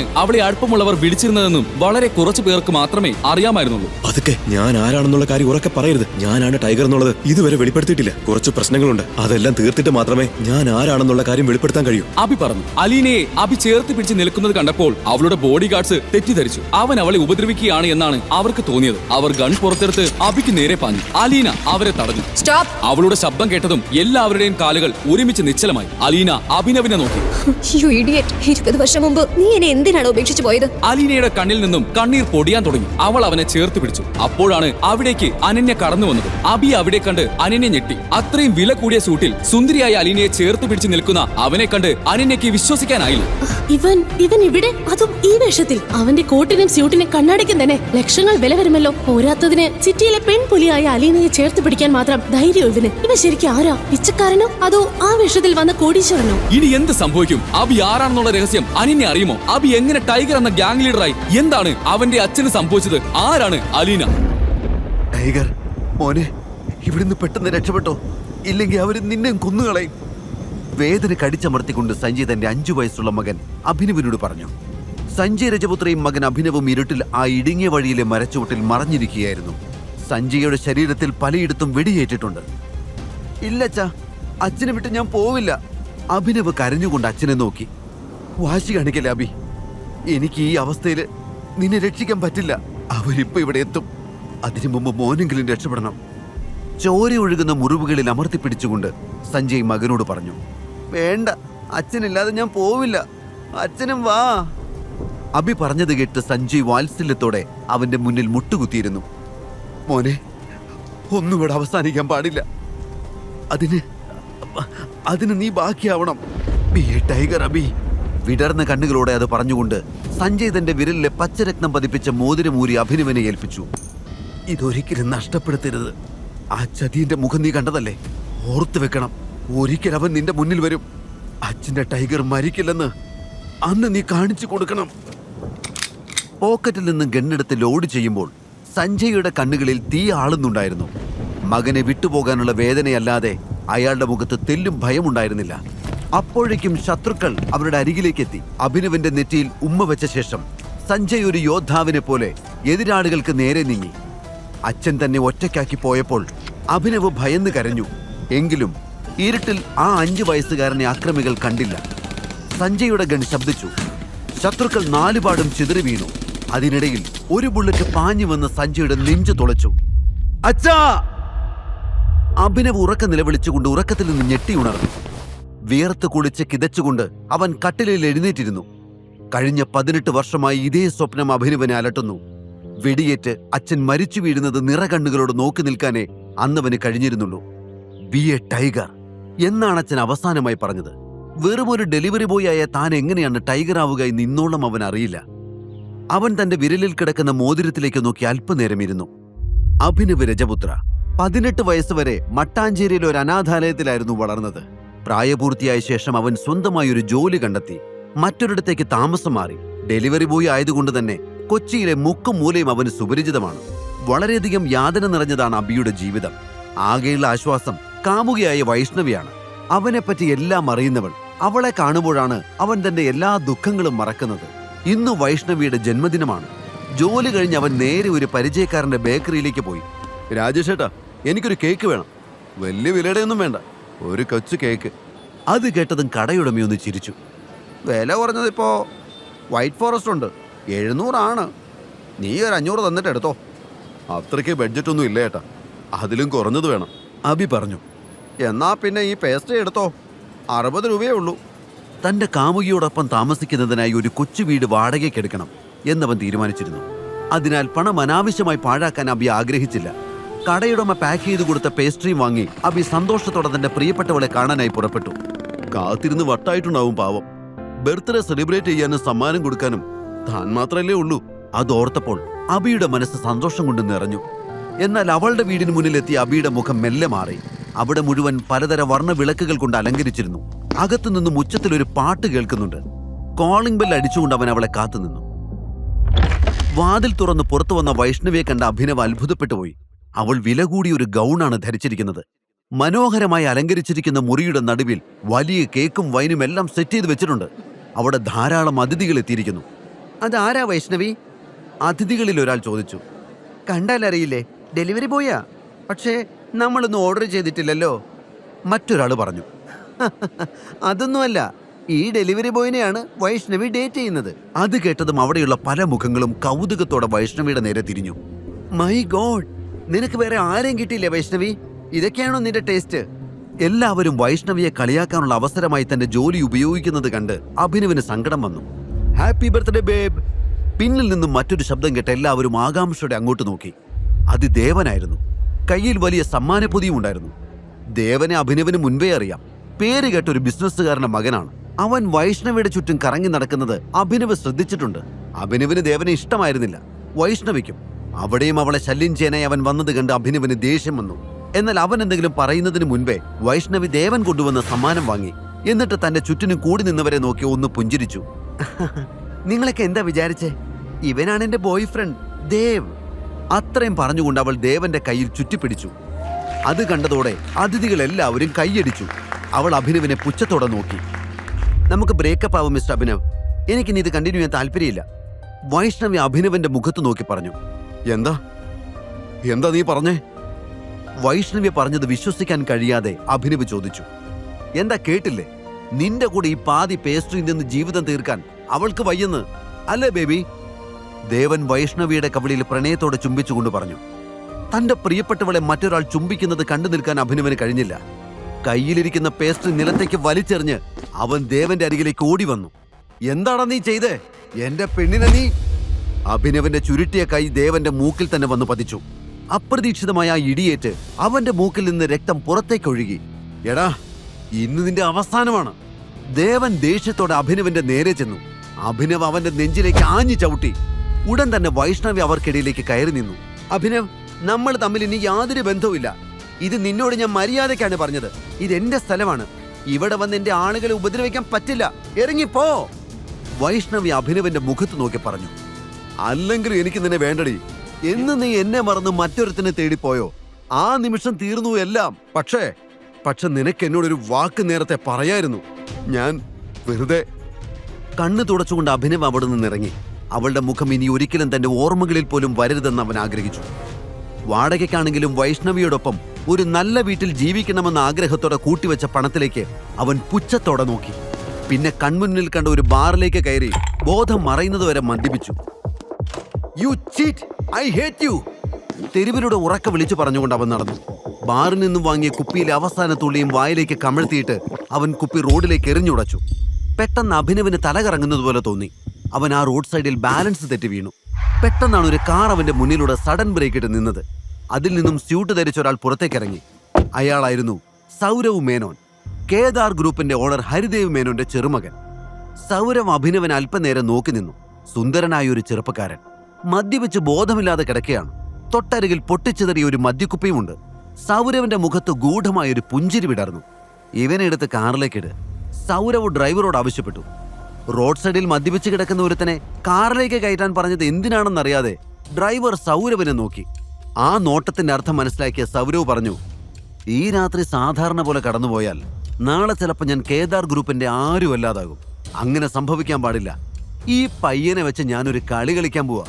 നോക്കിക്കോ, ഇതോടെ എല്ലാം എന്റെ വഴിക്ക് വരും. ഗൂഢമായ ഒരു ചിരിയോടെ സൗരവ് പറഞ്ഞു. Okay boss. ഡ്രൈവർ കഷ്ടപ്പെട്ട് അഭിനവനെ എടുത്ത് കാറിന്റെ പുറകിലേക്ക് കയറ്റി. എമറാൾഡ് ഹോട്ടലിലേക്ക് വിട്, ഇനിയുള്ള ജോലി അവിടെയാ. സൗരവ് പറഞ്ഞു. വൈകാതെ കാർ ഹൈവേയിലൂടെ കുതിച്ചു പാഞ്ഞു. നേരം പുലർന്നപ്പോൾ അഭിനവന് തന്റെ തല പൊട്ടിപ്പിളരുന്നത് പോലെ തോന്നുന്നുണ്ടായിരുന്നു. എഴുന്നേക്കാൻ ശ്രമിച്ചപ്പോഴാണ് അവന്റെ കൈകൾ മൃദുലമായൊരു ദേഹത്ത് തട്ടിയത്. അവൻ ഞെട്ടി കണ്ണു തുറന്നു. തൊട്ടരികിൽ ദേവതയെ പോലെ സുന്ദരിയായ ഒരു പെൺകുട്ടി കിടക്കുന്നു. താനിത് എവിടെയാണെന്നും തനിക്ക് എന്ത് സംഭവിച്ചെന്നും മനസ്സിലാവാതെ അഭിനവിരുന്നു. ബെഡിൽ കിടന്ന ഷീറ്റ് എടുത്ത് അവൻ ഉടുത്തു. അപ്പോഴേക്കും ആ പെൺകുട്ടി ഉറക്കത്തിൽ നിന്നും മെല്ലെ ഉണർന്നു. കണ്ണു തുറന്നതും തൊട്ടുമുന്നിൽ ബെഡ്ഷീറ്റ് ചുറ്റി നിൽക്കുന്ന അഭിനവിനെ കണ്ട് അവൾ പരിഭ്രമിച്ചുപോയി. സൗരവ് മേനോന്റെ സഹോദരി അനന്യയായിരുന്നു ആ പെൺകുട്ടി. ഒരു ബിസിനസ് മീറ്റിന് വേണ്ടിയാണ് അവൾ മുത്തച്ഛനോടൊപ്പം എമറാൾഡ് ഹോട്ടലിൽ വന്നത്. തലേന്ന് രാത്രി ഓർഡർ ചെയ്തിരുന്ന ഓറഞ്ച് ജ്യൂസ് കുടിച്ചത് മാത്രമേ അവൾക്ക് ഓർമ്മയുള്ളൂ. ഉണർന്നപ്പോൾ അപരിചിതനായ ഒരാൾ മുറിയിൽ. താൻ ആരാ? എങ്ങനെയാ താൻ എന്റെ റൂമിൽ വന്നത്? നിങ്ങൾ എന്നെ എന്താ ചെയ്തേ? അവൾ ഭയപ്പാടോടെ ചോദിച്ചു. അതെ, അത് തന്നെയാണ് എനിക്കും ചോദിക്കാനുള്ളത്. ഞാൻ എങ്ങനെ ഇവിടെ എത്തി? അഭിനവും പരിഭ്രമത്തോടെ അനന്യയോട് ചോദിച്ചു. അത് കേട്ടത് ദേഷ്യം നിയന്ത്രിക്കാൻ വയ്യാതെ അനന്യ അഭിനവന്റെ മുഖത്ത് ആഞ്ഞടിച്ചു. പെട്ടെന്നാണ് മുറിയുടെ വാതിൽ തുറന്ന് കുറെ പേർ അകത്തേക്ക് കയറിയത്. പരിഭ്രമത്തോടെ അനന്യ അവിടേക്ക് നോക്കി. ആ കൂട്ടത്തിൽ അവളുടെ സഹോദരൻ സൗരവും മുത്തച്ഛൻ ഹരിദേവനും ഉണ്ടായിരുന്നു. ഇപ്പൊ എങ്ങനെയുണ്ട്? ഞാൻ പറഞ്ഞില്ലേ മുത്തച്ഛ, ഇവള് ശരിയല്ല. എന്നാലും എന്റെ അനു, നിനക്കിത് എങ്ങനെ തോന്നിയടി? നീ നമ്മുടെ മുത്തച്ഛനെ ഓർത്തോ? കേദാർ ഗ്രൂപ്പിനെ ഓർത്തോ? നിന്നെ വിശ്വസിച്ചല്ലേ മുത്തച്ഛൻ എല്ലാം ഏൽപ്പിച്ചത്. എന്നിട്ട് ഇത്ര ആളുകളുടെ മുന്നിൽ വെച്ച് മുത്തച്ഛനെ നാണം കെടുത്തിയില്ല നീ? സൗരവ് സങ്കടം അഭിനയിച്ചുകൊണ്ട് ചോദിച്ചു. അത് കേട്ടതും അനന്യ ഭയന്ന് വിറച്ചുകൊണ്ട് മുത്തച്ഛനെ നോക്കി. മുത്തച്ഛ, ഇതൊന്നും വിശ്വസിക്കല്ലേ. ഈ കാണുന്നൊന്നും അല്ല സത്യം. ആരോ എന്നെ ചതിച്ചതാ. എനിക്ക് ഇയാളെ അറിയില്ല. അനന്യ കരഞ്ഞുകൊണ്ട് പറഞ്ഞു. സാർ, ആ കുട്ടി പറയുന്നത് ശരിയാ. എനിക്കും എന്താ സംഭവിച്ചെന്ന് അറിയില്ല. ആരോ അഭിനവ് പറയാൻ തുടങ്ങിയപ്പോഴേക്കും മതി എന്ന് ഹരിദേവൻ ആംഗ്യം കാണിച്ചു. അയാൾ ചുറ്റിനും ഒന്ന് നോക്കി. കേദാർ ഗ്രൂപ്പിന്റെ ബിസിനസ് പാർട്ട്നേഴ്സാണ് മുറിക്ക് പുറത്തു നിൽക്കുന്നത്. ഉചിതമായൊരു തീരുമാനം കൈക്കൊണ്ടില്ലെങ്കിൽ കുടുംബത്തിന്റെ മാനം ഇതോടെ തകരും. ഉടനെ ഹരിദേവൻ ചുണ്ടിലൊരു ചിരിയെടുത്തണിഞ്ഞു. അതിനുശേഷം അവിടെ കൂടി നിൽക്കുന്നവരോട് പറഞ്ഞു, വൈകുന്നേരത്തെ മീറ്റപ്പേ പറയാന്നാ വിചാരിച്ചത്. പക്ഷെ എന്ത് ചെയ്യാം, സർപ്രൈസ് പൊളിഞ്ഞു. ഇനി ഞാൻ ഒന്നും മറച്ചു വെക്കുന്നില്ല. എന്റെ ഗ്രാൻഡ് ഡോട്ടറെ കല്യാണം കഴിക്കാൻ പോകുന്ന ആളായത്. അവര് തമ്മിൽ ഇഷ്ടത്തില. അത് കേട്ടതും അനന്യ ഒരു ഞെട്ടലോടെ മുത്തച്ഛനെ നോക്കി. സാർ, ഞാൻ പറയുന്നു ഒന്ന് കേക്ക്. ഹരിദേവനെ യാഥാർത്ഥ്യം പറഞ്ഞ് മനസ്സിലാക്കാൻ വേണ്ടി അഭിനവ് മുന്നോട്ട് വന്നു. ഹരിദേവൻ അഭിനവനെയും വിളിച്ചുകൊണ്ട് അപ്പുറത്തേക്ക് മാറി നിന്നു. മിണ്ടിപ്പോവരുത്, കാര്യങ്ങളൊക്കെ ഇതുവരെ എത്തിച്ചില്ലേ. ഇനി ഞാൻ പറയുന്നത് കേക്ക്. ഇതിന്റെ പേരിൽ ഈ കുടുംബത്തിന് ചീത്തപ്പേരുണ്ടാകാതിരിക്കാൻ ഒരേ ഒരു വഴിയുള്ളൂ. നീ ഇവളെ കല്യാണം കഴിക്കണം. ഗൗരവത്തോടെ ഹരിദേവൻ അഭിനവനോട് പറഞ്ഞു. നിങ്ങൾക്കൊക്കെ എന്താ ഭ്രാന്താണോ? എന്താ നടന്നെന്ന് പോലും അറിയാൻ നിങ്ങൾ ശ്രമിക്കുന്നില്ലല്ലോ. അഭിനവ് കയർത്ത് സംസാരിക്കുന്നത് കണ്ട് ഹരിദേവന്റെ ഗുണ്ടകൾ അവനെ അടിക്കാൻ ആരംഭിച്ചു. മതി, ഹരിദേവൻ പറഞ്ഞു. അതോടെ ഗുണ്ടകൾ പിന്തിരിഞ്ഞു. വൈകിട്ടത്തെ ഫംഗ്ഷനിൽ നിങ്ങൾ ഒരുമിച്ച് പങ്കെടുക്കണം. ഇതെന്റെ തീരുമാനമാണ്. ബാക്കി പിന്നെ സംസാരിക്കാം. മുത്തച്ഛൻ പുറത്തേക്ക് പോയ ഉടനെ അനന്യ കരഞ്ഞുകൊണ്ട് ഓടി വന്ന അഭിനവന്റെ മുഖത്തേക്ക് വീണ്ടും വീണ്ടും അടിച്ചു. Who are you? Why did you cheat me? നീ എന്തിനാ ഇവിടെ വന്നത്? അവൾ കരഞ്ഞുകൊണ്ട് ചോദിച്ചു. അഭിനവന് വ്യക്തമായി ഒരു മറുപടി ഉണ്ടായിരുന്നില്ല. സത്യമായിട്ട് എനിക്കറിയില്ല, എന്നെ വിശ്വസിക്കേ, അവൻ വീണ്ടും പറയാൻ ശ്രമിച്ചു. എങ്കിലും ഒരു കാര്യം അവന് മനസ്സിലായി, ആരും അവളെ ചതിക്കുകയായിരുന്നു. അതിനിടെ താനും പെട്ടിരിക്കുന്നു. അപ്പോഴേക്കും ഹരിദേവന്റെ ആളുകൾ വന്ന് അഭിനവൻ അവിടെ നിന്നും പിടിച്ചുകൊണ്ടുപോയി. മുറിവുകൾ മരുന്ന് വെച്ച് പരിചരിച്ച ശേഷം അവർ അവനെ വീട്ടിൽ കൊണ്ടുപോയി വിട്ടു. കൃത്യസമയത്ത് പാർട്ടിക്ക് റെഡിയാവണം. ഒരു ഭീഷണി പോലെ അവരിൽ ഒരാൾ പറഞ്ഞു. വഴങ്ങുകയല്ലാതെ മറ്റൊരു വഴിയില്ല എന്ന് അഭിനവ് മനസ്സിലാക്കി. പാർട്ടിക്ക് ഇടാൻ പറ്റുന്ന തരത്തിലൊരു പഴയ ബ്ലേസർ മാത്രമേ അവന് കിട്ടിയുള്ളൂ. തന്റെ ഷർട്ടിന് മുകളിൽ ആ ബ്ലേസർ അവൻ ധരിച്ചു. സമയമായപ്പോൾ ഹരിദേവന്റെ ആളുകളോടൊപ്പം അവൻ പാർട്ടി നടക്കുന്ന സ്ഥലത്തേക്ക് തിരിച്ചു. ഹരിദേവന്റെ ആളുകൾ അവനെ അനന്യയുടെ അരികിൽ കൊണ്ടെത്തിച്ചു. അനന്യ അഭിനവിനെ പുച്ഛത്തോടെ നോക്കി. ഒരു പഴയ ബ്ലേസറും ധരിച്ച് വിരലിൽ ഒട്ടും ചേർച്ചയില്ലാതെ കിടക്കുന്ന ഒരു മോതിരം ഇട്ട് കറക്കി കളിക്കുന്നവനെ താൻ എങ്ങനെയാണ് ഒരു ഫിയാൻസിയായിട്ട് പരിചയപ്പെടുത്തുക എന്നോർത്ത് അനന്യയ്ക്ക് ടെൻഷൻ തോന്നി. തന്നെ ഇവിടുത്തെ വാഴത്തോട്ടത്തെ നോക്കൂത്തിയായിട്ട് നിൽക്കാൻ വിളിച്ചതല്ല. അയാളുടെ ഒരു വേഷവും ചേരാത്തൊരു മോതിരവും ഇതൊക്കെ 20 കൊല്ലം മുമ്പത്തെ ഫാഷനാ. ആ മോതിരമെങ്കിലും നൂരിക്കള. അനന്യ ദേഷ്യത്തോട് പറഞ്ഞു. ഈ മോതിരം എന്റെ അച്ഛൻ എനിക്ക് തന്നതാ, ഇത് കളയാൻ പറ്റില്ല. അഭിനവ് അനന്യയോട് പറഞ്ഞു. താൻ എന്തെങ്കിലും ചെയ്യും, എന്തായാലും ഞാൻ നാണം കെടുമെന്ന് ഉറപ്പാ. അനന്യ പല്ലിറുമിക്കൊണ്ട് പിറുപിറുത്തു. പാർട്ടി ഹാളിൽ വൈഷ്ണവിയുടെ പുതിയ ബോയ് ഫ്രണ്ട് ദേവനും ഉണ്ടായിരുന്നു. അവന്റെ മൂക്കിൽ തലേന്ന് അബിയുടെ കൈ പതിഞ്ഞ സ്ഥലത്ത് ഒരു ബാൻഡേജ് ഉണ്ട്. അഭിനവിനെ കണ്ടതും ദേവൻ അവന്റെ അരികിലേക്ക് ഓടി വന്നു. നീ എന്താടാ ഇവിടെ? റോട്ടിൽ കൂടെ തെണ്ടി നടക്കുന്നവർക്ക് കയറി നിരങ്ങാനുള്ളതല്ല ഈ സ്ഥലം, ദേവൻ പറഞ്ഞു. രംഗം കൂടുതൽ വഷളാവണ്ട എന്ന് കരുതി അനന്യ ഇടപെട്ടു. മിസ്റ്റർ ദേവൻ, ഇത് ഞാൻ വിവാഹം കഴിക്കാൻ പോകുന്ന ആളാ. ഞാൻ വിളിച്ചിട്ട് അയാൾ വന്നത്. അനന്യ പറഞ്ഞത് വിശ്വസിക്കാനാവാതെ ദേവൻ നിന്നു. അനന്യ, നീ എന്തൊക്കെയായി പറയുന്നേ?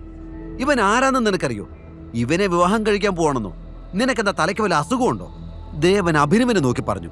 അത് കേട്ടതും അഭിനവ് ചാടി എഴുന്നേറ്റ് ദേവന്റെ കോളറിൽ പിടിച്ചു. നിനക്ക് കെട്ടിയതൊന്നും പോരല്ലടാ. അടുത്ത നിമിഷം ബലിഷ്ഠമായ ഒരു കൈ അഭിനവിനെ തടഞ്ഞു. പാർട്ടി ഹോസ്റ്റ് ചെയ്യുന്ന ബിസിനസ്മാൻ വിക്രമായിരുന്നു അത്. SR ഗ്രൂപ്പിന്റെ മാനേജിംഗ് പാർട്ണർ. മറ്റുള്ള ബിസിനസ്സുകാരെല്ലാം വിക്രത്തെ ആശ്രയിച്ചാണ് അവരുടെ ബിസിനസ് മുന്നോട്ട് കൊണ്ടുപോകുന്നത്. ചുരുക്കി പറഞ്ഞാൽ അവിടെയുള്ളവരുടെ കാണപ്പെട്ട ദൈവം തന്നെയാണ് വിക്രം. എന്താ ഇവിടെ പ്രശ്നം? വിക്രം അവരെ നോക്കി ചോദിച്ചു. വിക്രം സാർ, ഇവനൊരു ക്രിമിനലാ. അനാവശ്യമായിട്ട് ഇവിടെ വന്ന് പ്രശ്നം ഉണ്ടാക്കുക. അത് കേട്ടതും വിക്രം അഭിനവിനെ മൊത്തത്തിലൊന്ന് നോക്കി. നോക്ക് മിസ്റ്റർ, ഇവിടെ വളരെ പ്രധാനപ്പെട്ട ഒരു പാർട്ടിയാണ് നടക്കുന്നത്. ഒരുപാട് VIP ഗസ്റ്റ് ഒക്കെ വരുന്നതാ. അതിനിടയില് ഇങ്ങനത്തെ ഷോയൊന്നും വേണ്ട. നിങ്ങൾക്ക് ഞാൻ ഇൻവിറ്റേഷൻ അയച്ചിട്ടില്ലല്ലോ. ഇൻവൈറ്റ് ചെയ്തവർ മാത്രം മതി ഇവിടെ.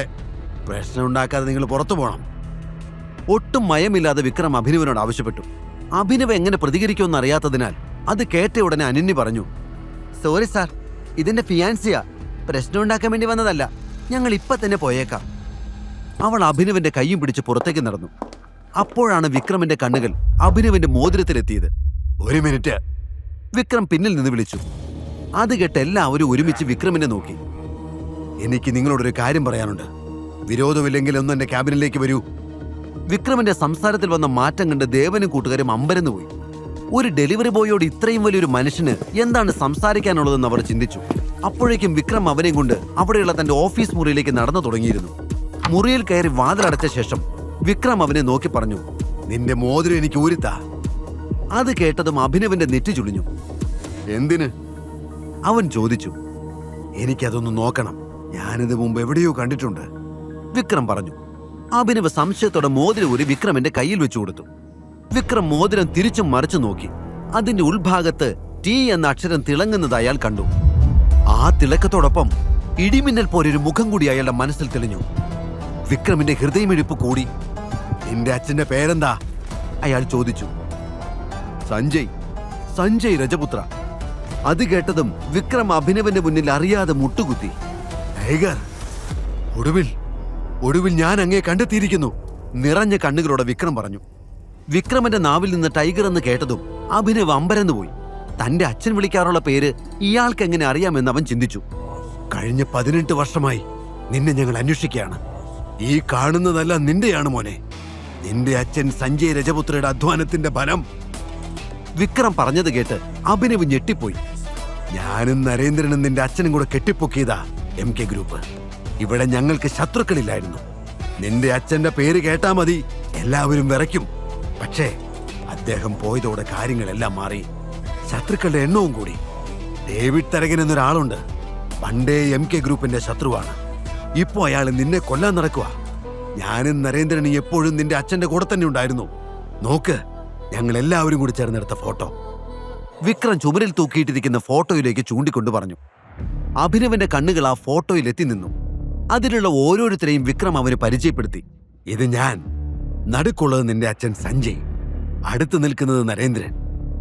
നരേന്ദ്രന്റെ മുഖം കണ്ടതും അഭിനവ് ഞെട്ടിപ്പോയി. കാലം എത്ര കഴിഞ്ഞാലും തനിക്ക് മറക്കാൻ കഴിയാത്ത മുഖം. എപ്പോഴും താൻ കാണുന്ന സ്വപ്നങ്ങളിൽ തെളിഞ്ഞു വരാറുള്ള അതേ മുഖം. തന്റെ അച്ഛനെ ചതിച്ചു കൊന്നവൻ നരേന്ദ്രൻ. അഭിനവന്റെ കണ്ണുകൾ തീക്കനൽ പോലെ ചുവന്നു. അത് കണ്ടതും വിക്രം ചോദിച്ചു, എന്താ മോനെ, എന്തെങ്കിലും പ്രശ്നമുണ്ടോ? ഏയ്, ഒന്നുമില്ല, നിങ്ങൾ പറഞ്ഞോളൂ, അഭിനവ് പറഞ്ഞു. ഇപ്പോഴിതൊക്കെ നോക്കി നടത്തുന്നത് നരേന്ദ്രന്റെ മോൻ രോഹന. എന്നെങ്കിലും ടൈഗർ തിരിച്ചു വരുമെന്ന പ്രതീക്ഷയിലാണ് ഇതുവരെ ഞങ്ങൾ കാത്തിരുന്നത്. എല്ലാം നീ ഏറ്റെടുക്കണം. സഞ്ജയ് നിർത്തിയിടത്തു നിന്ന് നീ തുടങ്ങണം, വിക്രം പറഞ്ഞു. അഭിനവ് എല്ലാം ശ്രദ്ധിച്ചു കേട്ടു. MK ഗ്രൂപ്പിനെ പറ്റി അവന് മുന്നേ അറിയാം. ലോകം മുഴുവൻ പടർന്നു പന്തലിച്ച് കിടക്കുന്ന ബിസിനസ് സാമ്രാജ്യം തന്നെയാണത്. കൊച്ചിയിലെ എല്ലാ വലിയ സംരംഭങ്ങളിലും MK ഗ്രൂപ്പ് എന്ന ബിസിനസ് ഭീമന്മാരുടെ ഷെയറുണ്ട്. 1000 രൂപ തികച്ചെടുക്കാനില്ലാതിരുന്ന താനാണ് ഇപ്പോൾ കോടികൾ വിലമതിക്കുന്ന സ്വത്തുക്കളുടെ അധിപനാണെന്ന് പറയുന്നത്. പക്ഷെ അവനെ അലട്ടുന്ന മറ്റൊരു കാര്യം ഇപ്പോൾ മുന്നിലുണ്ട്. അഭിനവ് വല്ലാത്തൊരു ഭാവത്തോടെ ചുമരിലെ ഫോട്ടോയിലേക്ക് നോക്കി. അച്ഛന്റെ വാക്കുകൾ ഇടിമുഴക്കം പോലെ അവന്റെ കാതിൽ മുഴങ്ങി. ടൈഗർ അബി, ആ ചതിയന്റെ മുഖം നീ കണ്ടതല്ലേ?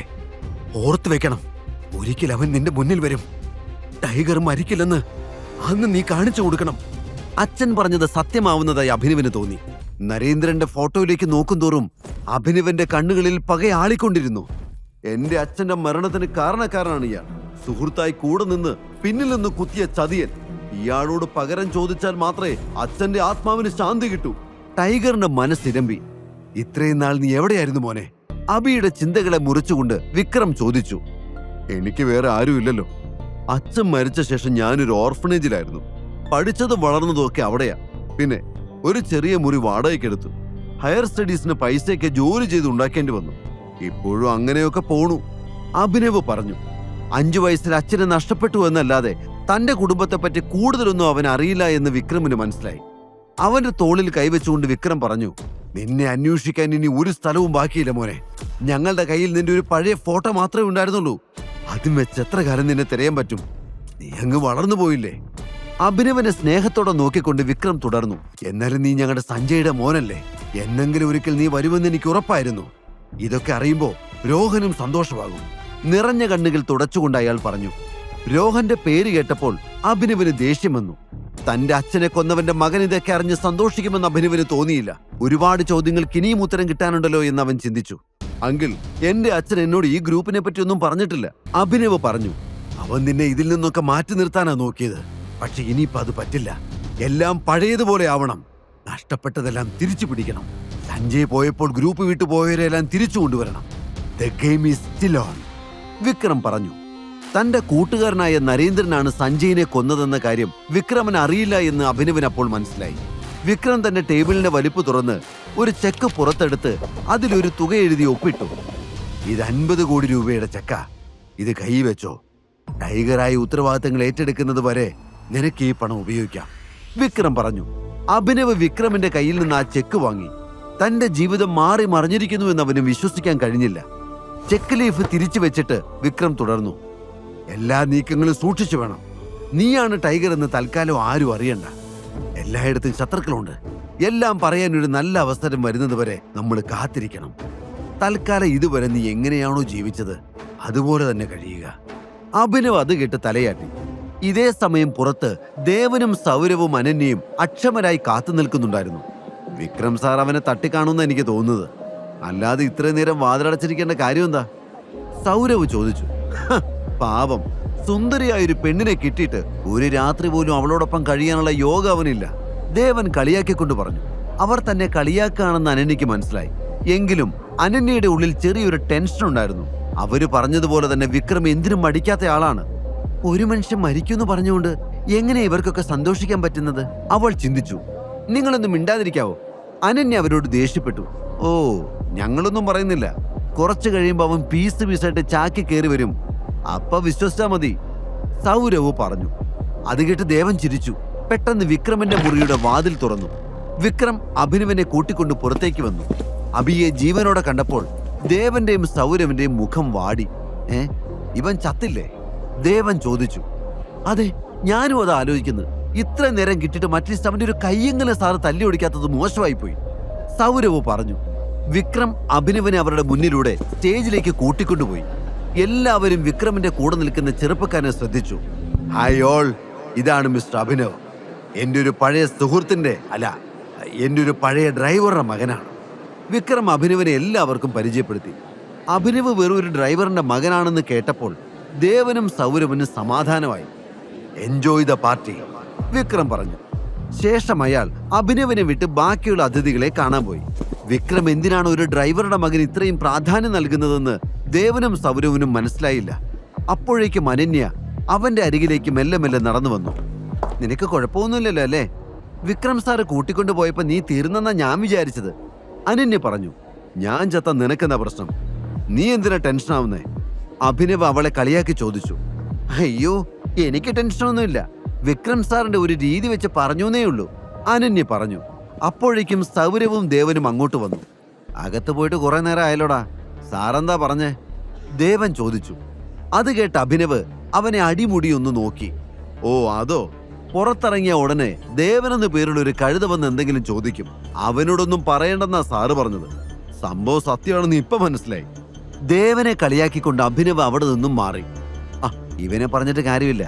കൾച്ചർ ഇല്ലാത്ത ഈ ദരിദ്രവാസിയെ പിടിച്ച് തലയിൽ കയറ്റി വെച്ചവരെ വേണം പറയാൻ. ഇപ്പൊ അവന്റെ അഹങ്കാരം കണ്ടില്ലേ?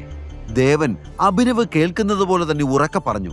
എന്നിട്ടും അവൻ തന്നെ ശ്രദ്ധിക്കുന്നില്ല എന്ന് കണ്ടതോടെ ദേവന്റെ ദേഷ്യം ഇരട്ടിച്ചു. നീ എന്തിനാടാ ടെൻഷൻ ആവുന്നത്? ഇവനൊക്കെ നമുക്ക് പറ്റിയ ഇരയാണ്, വിട്ടുകളാ. സൗരവ് അവനെ സമാധാനിപ്പിക്കാൻ ശ്രമിച്ചുകൊണ്ട് പറഞ്ഞു. പാർട്ടി കഴിഞ്ഞപ്പോൾ അഭിനവ് അനന്യയുടെ കാറിൽ കയറി. ഡ്രൈവർ, എന്റെ വീട് ഇവിടെ അടുത്താ. ആദ്യം നമുക്ക് അവിടെ പോകാം. കല്യാണം കഴിഞ്ഞാൽ എവിടേക്കാണ് വരേണ്ടതെന്ന് ചിലരെല്ലാം കാണട്ടെ. അനന്യ കേൾക്കാൻ വേണ്ടി തന്നെയാണ് അവൻ അങ്ങനെ പറഞ്ഞത്. ആ വിചാരം 8 മടക്കി പോക്കറ്റ് വെച്ചോ. നിന്നെ കണ്ടാൽ തന്നെ അറിയാം നിനക്ക് സ്വന്തമായിട്ട് വീട് പോയിട്ട് ഒരു തൊഴുത്ത് പോലും ഉണ്ടാവില്ലെന്ന്. ഡ്രൈവർ, ആദ്യം എന്നെ ഡ്രോപ്പ് ചെയ്യ്, എന്നിട്ട് ഇയാളെ എവിടെയാന്ന് വെച്ച് കൊണ്ടാക്കിക്കോ, അനന്യ ദേഷ്യത്തോടെ പറഞ്ഞു. അച്ചോടാ, ഇതൊന്നും എന്റെ തീരുമാനമല്ലല്ലോ മുത്തേ. നിന്റെ മുത്തച്ഛൻ തന്നെയല്ലേ നിന്നെ കെട്ടണം എന്നോട് പറഞ്ഞത്. കല്യാണം കഴിഞ്ഞാൽ പിന്നെ നിന്നെ ഞാൻ എന്റെ വീട്ടിൽ കൊണ്ടുപോകും. അതിപ്പോ വാടക വീടായാലും ശരി, തൊഴുത്തായാലും ശരി, അഡ്ജസ്റ്റ് ചെയ്തോണം. അഭിനവ് ചിരിച്ചുകൊണ്ട് പറഞ്ഞു. നിന്റെ ഓവർ സ്മാർട്ട്നെസ് ഒന്നും എന്റെ അടുത്ത് വേണ്ട. മുത്തച്ഛന്റെ വാക്ക് ധിക്കരിക്കാൻ ഞങ്ങൾക്കാർക്കും പറ്റില്ല. അല്ലെങ്കിൽ ശരിയാക്കി തന്നേനെ നിന്നെ. എന്നെ ചതിച്ചവനാ നീ. ഇനി എന്റെ കഷ്ടകാലത്തിന് നിന്റെ കൂടെ താമസിക്കണമെന്നെങ്ങാനും മുത്തച്ഛൻ പറഞ്ഞ ഞാൻ നിന്റെ വീട്ടിലേക്കല്ല, നീ എന്റെ വീട്ടിലേക്ക് വരും. അതും വെറും ഒരു ജോലിക്കാരനെ പോലെ. അങ്ങനെ നിന്നാ മതി, മനസ്സിലായല്ലോ, അനന്യ പറഞ്ഞു. അത് കേട്ട് അഭിനവ് ചിരിച്ചതേ ഉള്ളൂ. നീ എങ്ങനെ എന്റെ ബെഡിലെത്തിയത്? അനന്യ ദേഷ്യത്തോടെ ചോദിച്ചു. ഇത് തന്നെയല്ലേ ഞാനും രാവിലെ മുതൽ നിന്നോട് ചോദിക്കുന്നത്. എനിക്കറിയില്ല. ഇമാതിരി വൃത്തികെട്ട പണി ചെയ്യുന്ന ശത്രുക്കളൊന്നും എനിക്കില്ല. ഇത് നിനക്കുള്ള കൊട്ടേഷനാ. അപ്പോൾ നീ തന്നെയാ ഇതിന്റെ ഉത്തരം കണ്ടുപിടിക്കേണ്ടത്. അഭിനവ് പറഞ്ഞത് കേട്ട് ദേഷ്യം വന്ന അനന്യ ഒന്നും മിണ്ടാതെ പുറത്തേക്ക് നോക്കിയിരുന്നു. അല്പനേരം കഴിഞ്ഞപ്പോൾ കാർ അനന്യയുടെ വീട്ടിലെത്തി. അഭിനവനൊന്ന് നോക്കുക പോലും ചെയ്യാതെ വാതിൽ ശക്തമായി അടച്ച് അനന്യ വീടിനുള്ളിലേക്ക് കയറിപ്പോയി. അവനെയും കൊണ്ട് കാറ് മുന്നോട്ട് നീങ്ങി. അഭിനവന്റെ കണ്ണുകൾ തന്റെ മോതിരത്തിലെത്തി നിന്നു. ഇതില്ലായിരുന്നുവെങ്കിൽ ഒരിക്കലും ആരും എന്നെ തിരിച്ചറിയില്ലായിരുന്നു. ഒരു നെടുവീർപ്പോടെ അവൻ ആ മോതിരം തന്റെ ചുണ്ടോട് ചേർത്തു. വൈകാതെ കാർ അവന്റെ വീട്ടിലെത്തി. അടുത്ത ദിവസം അലാറം മുഴങ്ങിയപ്പോൾ അഭി വീണ്ടും അതേ സ്വപ്നം കാണുകയായിരുന്നു. ഞെട്ടി എഴുന്നേറ്റ അവൻ മനസ്സിലേക്ക് തലേന്ന് വിക്രം പറഞ്ഞതെല്ലാം ഓടി വന്നു. തന്റെ അച്ഛന്റെ കമ്പനി ഇത്രയും വർഷങ്ങൾ നിലനിർത്തിയതിന് അവൻ വിക്രമനോട് മനസ്സിൽ നന്ദി പറഞ്ഞു. വാച്ചിലേക്ക് നോക്കി അഭിയുടെ ഭാവം മാറി. ജോലിക്ക് പോകാൻ നേരമായിരിക്കുന്നു. താൻ ഇതിനു മുമ്പ് എങ്ങനെ ജീവിച്ചുവോ അതുപോലെ തന്നെ തുടരേണ്ടതുണ്ട്. അഭിനവ് വേഗം എഴുന്നേറ്റ് റെഡിയായി. സിറ്റി ട്രാഫിക്കിൽ 1 മണിക്കൂർ ബൈക്ക് ഓടിച്ച് അവൻ തന്റെ ഓഫീസിലെത്തി. അപ്പോഴാണ് അവിടുത്തെ മറ്റൊരു സ്റ്റാഫ് ഹരീഷ് അവനെ കണ്ടത്. പഴയ സഹപാഠിയായിരുന്നു എങ്കിലും അവിടെ അഭിനവിനേക്കാൾ ഉയർന്ന പോസ്റ്റാണ് ഹരീഷിന്. ഒരു പ്രത്യേക സ്വഭാവക്കാരനാണ് ഹരീഷ്. അയാൾക്ക് കീഴ്ജീവനക്കാരുടെ പുച്ഛമാണ്. കിട്ടുന്ന അവസരങ്ങൾ ഉപയോഗിച്ച് അവരെ കളിയാക്കാൻ ഹരീഷിന് വലിയ ഇഷ്ടമാണ്. ഹലോ ഡെലിവറി ബോയ്, ഹരീഷ് ഉറക്കെ വിളിച്ചു. അഭി കൂട്ടുകാരനാണെന്ന ഭാവമൊന്നും ഹരീഷിനില്ല. തരം കിട്ടുമ്പോഴെല്ലാം അവൻ അഭിയെ അപമാനിക്കും. ബോസ് നിന്റെ അകത്ത് കാത്തിരിക്കുന്നുണ്ട്. ഇന്നലെ എവിടെ പോയി കിടക്കരുതണ നീ? നിന്റെ അച്ഛന്റെ കല്യാണമായിരുന്നോ? അവനെ കളിയാക്കിക്കൊണ്ട് ഹരീഷ് ചോദിച്ചു. പക്ഷെ അത് കേട്ടതോ അഭിയുടെ ചോര തളച്ചു. അവൻ മുഷ്ടി ചുരുട്ടി. തനിക്ക് വരാനാവില്ല എന്ന് അഭി ഈ പ്രശ്നങ്ങൾക്കിടയിലും ഹരീഷിനെ വിളിച്ചു പറഞ്ഞിരുന്നു. തന്റെ ലീവ് ഹരീഷ് മനഃപൂർവ്വം റിപ്പോർട്ട് ചെയ്യാത്തതാണെന്നും അവനറിയാം. ഒന്നും മിണ്ടാതെ അഭി ബോസിന്റെ ക്യാബിനിലേക്ക് നടന്നു. Good morning sir. ക്യാബിന്റെ ഡോർ പതിയെ തുറന്നുകൊണ്ട് അഭിനവ് പറഞ്ഞു. അത് കേട്ടതും കണക്കുകൾ പരിശോധിക്കുകയായിരുന്ന ബോസ് അവന് ദേഷ്യത്തോടെ നോക്കി. അയാൾ അവനോട് അകത്തേക്ക് വരാൻ ആംഗ്യം കാണിച്ചു. എന്തിനാണാവോ ഇന്ന് സാറ് എഴുന്നള്ളിയത്? ബോസ് ചോദിച്ചു. ആ ചോദ്യത്തിന്റെ അർത്ഥം അഭിനവിന് മനസ്സിലായില്ല. എന്താ സാർ? അവൻ ചോദിച്ചു. അല്ല, ഇവിടത്തെ കാര്യങ്ങളെല്ലാം തീരുമാനിക്കുന്നത് സാറാണല്ലോ.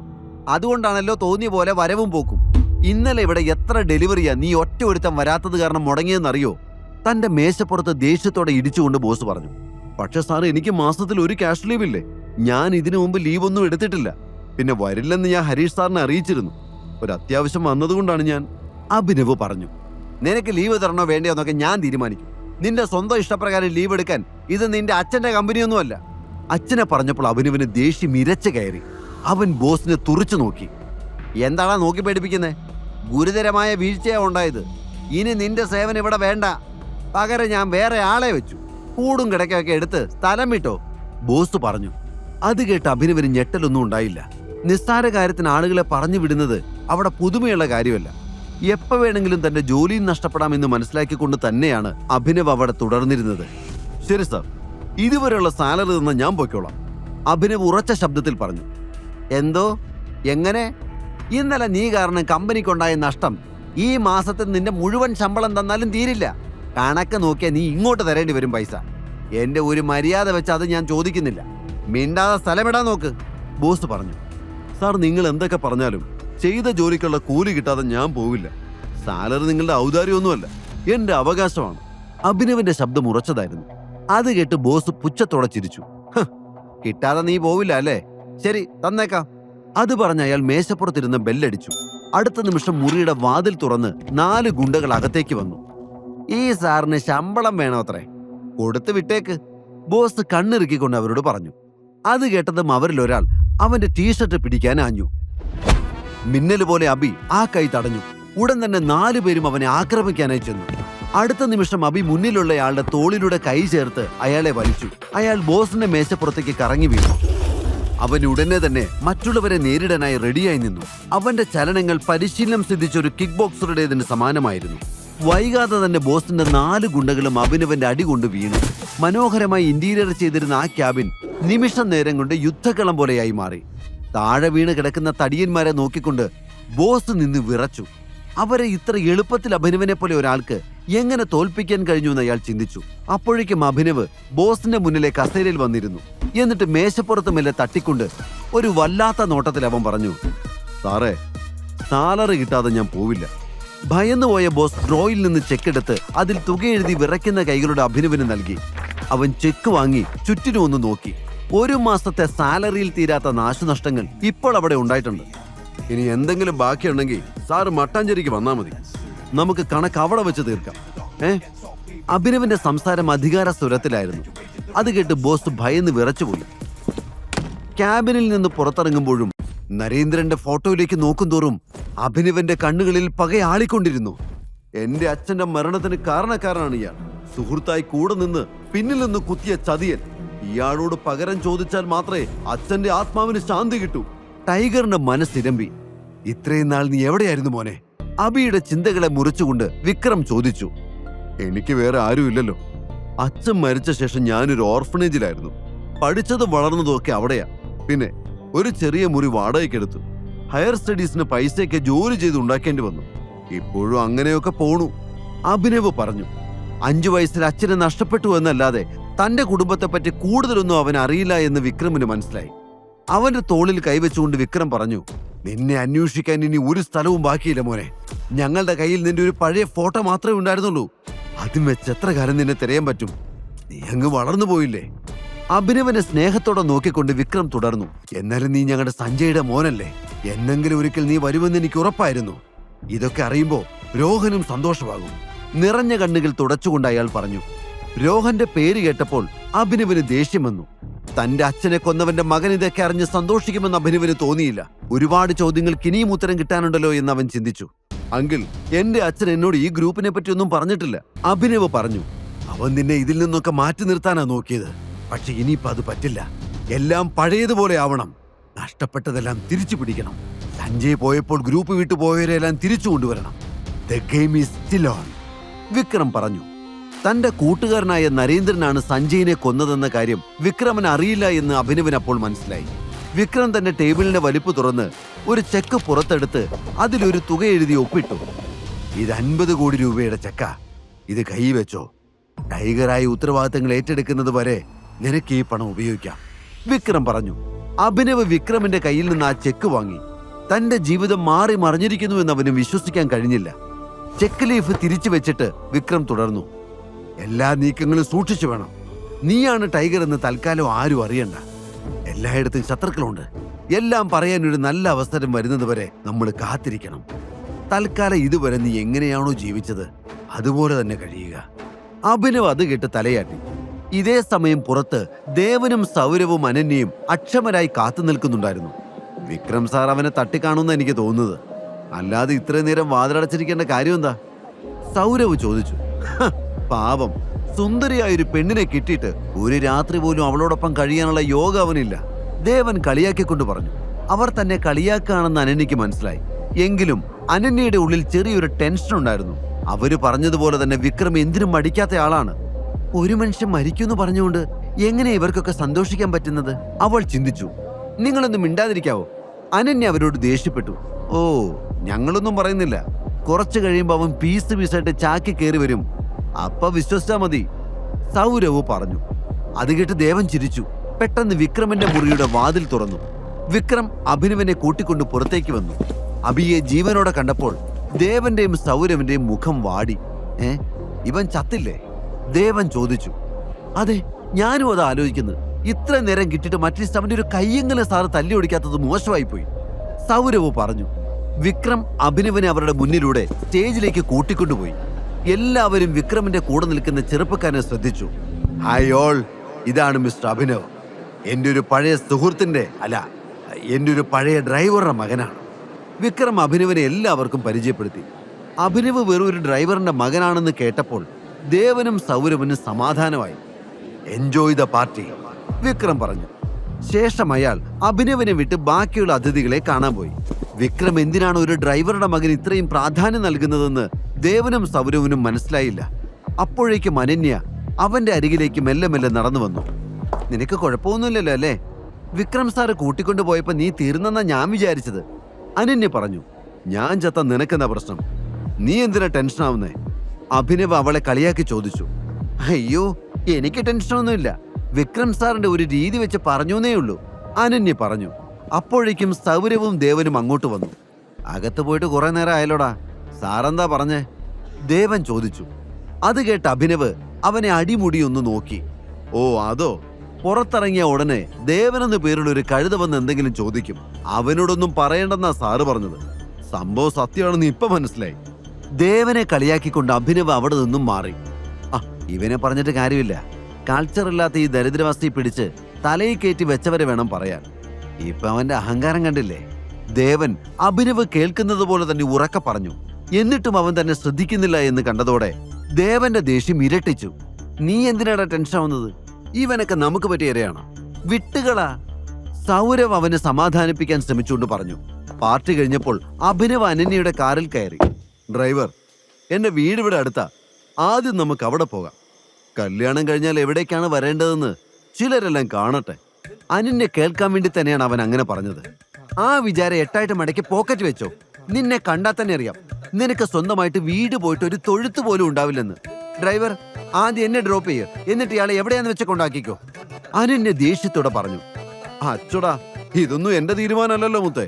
നിന്റെ മുത്തച്ഛൻ തന്നെയല്ലേ നിന്നെ കെട്ടണം എന്നോട് പറഞ്ഞത്. കല്യാണം കഴിഞ്ഞാ പിന്നെ നിന്നെ ഞാൻ എന്റെ വീട്ടിൽ കൊണ്ടുപോകും. അതിപ്പോ വാടക വീടായാലും ശരി, തൊഴുത്തായാലും ശരി, അഡ്ജസ്റ്റ് ചെയ്തോണം. അഭിനവ് ചിരിച്ചുകൊണ്ട് പറഞ്ഞു. നിന്റെ ഓവർ സ്മാർട്ട്നെസ് ഒന്നും എന്റെ അടുത്ത് വേണ്ട. മുത്തച്ഛന്റെ വാക്ക് ധിക്കരിക്കാൻ ഞങ്ങൾക്കാർക്കും പറ്റില്ല. അല്ലെങ്കിൽ ശരിയാക്കി തന്നേനെ നിന്നെ. എന്നെ ചതിച്ചവനാ നീ. ഇനി എന്റെ കഷ്ടകാലത്തിന് നിന്റെ കൂടെ താമസിക്കണമെന്നെങ്ങാനും മുത്തച്ഛൻ പറഞ്ഞ ഞാൻ നിന്റെ വീട്ടിലേക്കല്ല, നീ എന്റെ വീട്ടിലേക്ക് വരും. അതും വെറും ഒരു ജോലിക്കാരനെ പോലെ. അങ്ങനെ നിന്നാ മതി, മനസ്സിലായല്ലോ? അനന്യ പറഞ്ഞു. അത് കേട്ട് അഭിനവ് ചിരിച്ചതേ ഉള്ളൂ. നീ എങ്ങനെ എന്റെ ബെഡിലെത്തിയത്? അനന്യ ദേഷ്യത്തോടെ ചോദിച്ചു. ഇത് തന്നെയല്ലേ ഞാനും രാവിലെ മുതൽ നിന്നോട് ചോദിക്കുന്നത്. എനിക്കറിയില്ല. ഇമാതിരി വൃത്തികെട്ട പണി ചെയ്യുന്ന ശത്രുക്കളൊന്നും എനിക്കില്ല.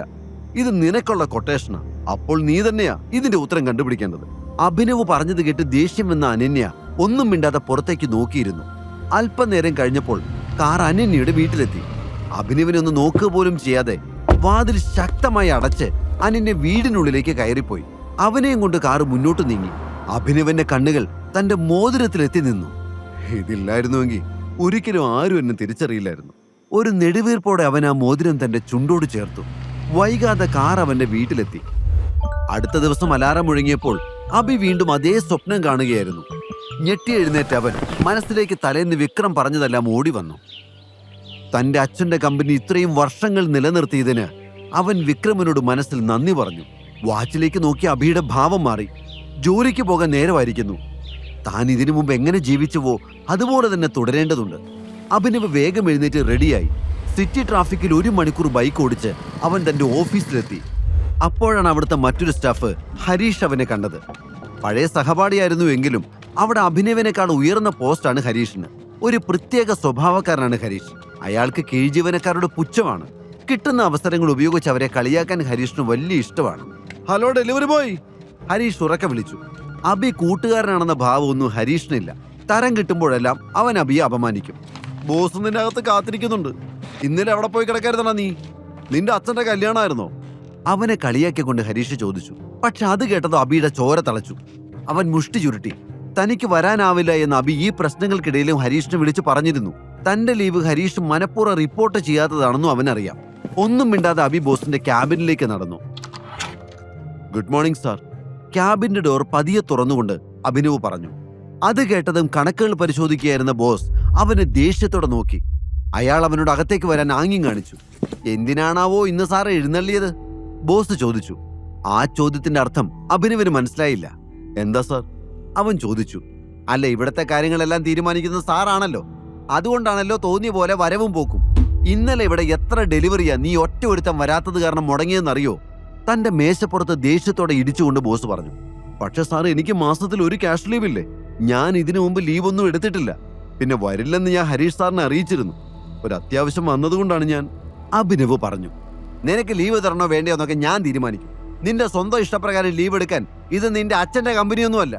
അച്ഛനെ പറഞ്ഞപ്പോൾ അഭിനവിന് ദേഷ്യം ഇരച്ചു കയറി. അവൻ ബോസിനെ തുറിച്ചു നോക്കി. എന്താണാ നോക്കി പേടിപ്പിക്കുന്നേ?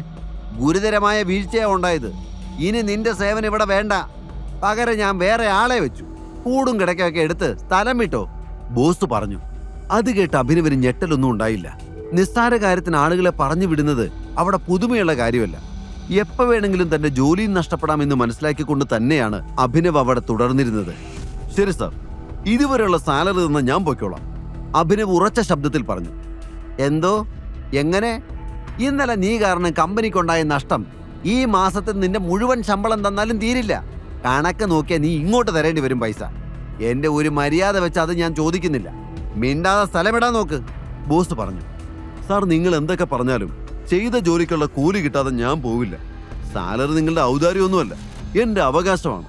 അഭിനവന്റെ ശബ്ദം ഉറച്ചതായിരുന്നു. അത് കേട്ട് ബോസ് പുച്ഛത്തോടെ ചിരിച്ചു. കിട്ടാതെ നീ പോവില്ല അല്ലേ? ശരി, തന്നേക്കാം. അത് പറഞ്ഞ് അയാൾ മേശപ്പുറത്തിരുന്ന് ബെല്ലടിച്ചു. അടുത്ത നിമിഷം മുറിയുടെ വാതിൽ തുറന്ന് 4 ഗുണ്ടകൾ അകത്തേക്ക് വന്നു. ഈ സാറിന് ശമ്പളം വേണോ അത്രേ? കൊടുത്തു വിട്ടേക്ക്, ബോസ് കണ്ണിറുക്കിക്കൊണ്ട് അവരോട് പറഞ്ഞു. അത് കേട്ടതും അവരിൽ ഒരാൾ അവന്റെ ടീഷർട്ട് പിടിക്കാൻ ആഞ്ഞു. മിന്നൽ പോലെ അബി ആ കൈ തടഞ്ഞു. ഉടൻ തന്നെ 4 പേരും അവനെ ആക്രമിക്കാനായി ചെന്നു. അടുത്ത നിമിഷം അബി മുന്നിലുള്ളയാളുടെ തോളിലൂടെ കൈ ചേർത്ത് അയാളെ വലിച്ചു. അയാൾ ബോസിന്റെ മേശപ്പുറത്തേക്ക് കറങ്ങി വീണു. അവൻ ഉടനെ തന്നെ മറ്റുള്ളവരെ നേരിടാനായി റെഡിയായി നിന്നു. അവന്റെ ചലനങ്ങൾ പരിശീലനം സിദ്ധിച്ച ഒരു കിക്ക് ബോക്സറുടേതിന് സമാനമായിരുന്നു. വൈകാതെ തന്നെ ബോസിന്റെ 4 ഗുണ്ടകളും അഭിനവന്റെ അടി കൊണ്ട് വീണു.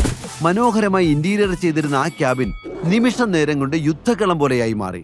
താഴെ വീണ് കിടക്കുന്ന തടിയന്മാരെ നോക്കിക്കൊണ്ട് ബോസ് നിന്ന് വിറച്ചു. അവരെ ഇത്ര എളുപ്പത്തിൽ അഭിനവനെ പോലെ ഒരാൾക്ക് എങ്ങനെ തോൽപ്പിക്കാൻ കഴിഞ്ഞു എന്ന് അയാൾ ചിന്തിച്ചു. അപ്പോഴേക്കും അഭിനവ് ബോസിന്റെ മുന്നിലെ കസേരയിൽ വന്നിരുന്നു.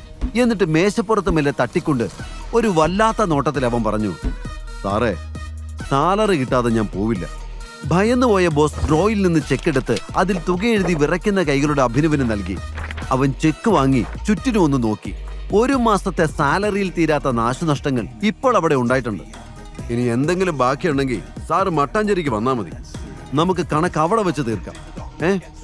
അഭിനവിന്റെ സംസാരം അധികാര സ്വരത്തിലായിരുന്നു. അത് കേട്ട് ബോസ് ഭയന്ന് വിറച്ചുപോയി.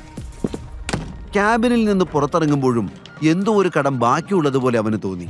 അപ്പോഴാണ് പാവപ്പെട്ട ഡെലിവറി ബോയ്സിനെ ശകാരിക്കുന്ന ഹരീഷിനെ അവൻ കണ്ടത്. ഹരീഷ് താഴത്തെ നിലയിലായിരുന്നതിനാൽ അവിടെ നടന്നതൊന്നും അവൻ അറിഞ്ഞിട്ടില്ല. അഭിനവ് താഴേക്ക് ഇറങ്ങിച്ചെന്നു. ഹരീഷിനടുത്ത് എത്തിയതും അഭിനവന്റെ കൈ അവന്റെ കരണത്ത് പതിച്ചു. താഴെ വീണുപോയ ഹരീഷ് ചാടി എഴുന്നേറ്റു. ഉടനെ തന്നെ 2ാമത്തെ അടിയും വീണു. ഉടുപ്പിൽ കുത്തിപ്പിടിച്ച് എഴുന്നേൽപ്പിച്ച് അഭിനവ് ഹരീഷിനെ ചുമരിൽ ചാരി വെച്ചു. ഇനി എന്നെ തല്ലരുത്, നമ്മൾ പണ്ട് ഒരുമിച്ച് പഠിച്ചതൊക്കെ നീ മറന്നുപോയോ? ഹരീഷ് വെപ്രാളത്തോടെ പറഞ്ഞു. എടാ, ഇപ്പം നിനക്കെല്ലാം ഓർമ്മയുണ്ടല്ലേ? എന്റെ ജോലിയും പോയി, കടം വെച്ചിട്ട് പോകുന്ന പരിപാടി എനിക്കില്ല. അതാ എല്ലാം തന്നേക്കാന്ന് വിചാരിച്ചത്. ഇനി മേലാൽ കീഴുദ്യോഗസ്ഥന്മാരോട് മര്യാദയില്ലാതെ പെരുമാറിയെന്ന് ഞാൻ കേട്ടാൽ പിന്നെ നിനക്ക് ഈ തലയുണ്ടാവില്ല, കേട്ടോടാ. അഭിനവ് പറയുന്നത് കേട്ട് ഹരീഷ് ഭയന്ന് വിറച്ചു. അബിയുടെ പിടി അയഞ്ഞപ്പോൾ അവൻ തന്റെ ടൈ നേരെയാക്കി. ആരെങ്കിലും ശ്രദ്ധിക്കുന്നുണ്ടോ എന്ന് നോക്കിയ ശേഷം ജാളിത മറച്ചുവെച്ച് ഒന്നും സംഭവിക്കാത്ത പോലെ ഹരീഷ് പറഞ്ഞു, ഓക്കെ അഭിനവ്, അപ്പൊ എല്ലാം പറഞ്ഞതുപോലെ ഓൾ ദി ബെസ്റ്റ്, നമുക്ക് കാണാം. ഇതുകൊണ്ടൊന്നും ഹരീഷ് നന്നാവില്ലെന്ന് അബിക്ക് അറിയായിരുന്നു. എന്നാലും അത്രയെങ്കിലും ചെയ്യാതെ പോയാൽ ശരിയാവില്ലെന്ന് അവന് തോന്നി. ഓഫീസിൽ നിന്ന് പുറത്തേക്ക് ഇറങ്ങിയപ്പോൾ തന്നെ അവന്റെ ഫോണിലേക്ക് ഒരു അൺനോൺ നമ്പറിൽ നിന്നൊരു കോള് വന്നു. അഭിനവ് ഫോൺ അറ്റൻഡ് ചെയ്തു. ടൈഗർ. ഫോണിലൂടെ അങ്ങനെ കേട്ടതും അഭിനവിന്റെ ചുണ്ടിൽ മനോഹരമായൊരു ചിരി വിടർന്നു. ഹായ് വിക്രമങ്കിൽ, അഭിനവ് വിളിച്ചു. മോനെ, ഞാൻ വിളിച്ചതൊരു പ്രധാനപ്പെട്ട കാര്യം പറയാനാ. ഇന്ന് വൈകിട്ട് നീ ഹോട്ടൽ സഫേറയിലേക്ക് വരണം. ഒരാളെ പരിചയപ്പെടുത്തി തരാം. MK ഗ്രൂപ്പിന് വളരെ വേണ്ടപ്പെട്ട ആളാ. പിന്നെ എന്റെയും നിന്റെ അച്ഛന്റെയും ഒക്കെ ഉറ്റ സുഹൃത്താണ്. മിസ്റ്റർ ബൽറാം. അദ്ദേഹത്തിന്റെ ബിസിനസ്സുകൾക്ക് നമ്മൾ ഫണ്ട് ചെയ്യുന്നുണ്ട്. ടൈഗർ തിരിച്ചു വന്നത് അദ്ദേഹം കൂടി അറിയണം. അതുകൊണ്ട് നീ വരണം. ലൊക്കേഷൻ ഞാൻ അയക്കാം, വിക്രം പറഞ്ഞു.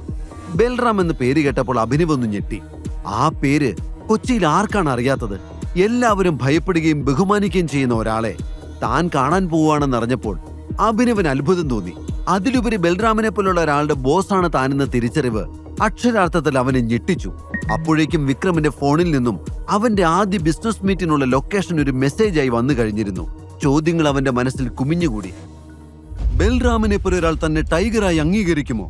എങ്ങനെയാണ് അദ്ദേഹത്തെ സ്വീകരിക്കുക? എങ്ങനെയാണ് സംസാരിച്ചു തുടങ്ങേണ്ടത്?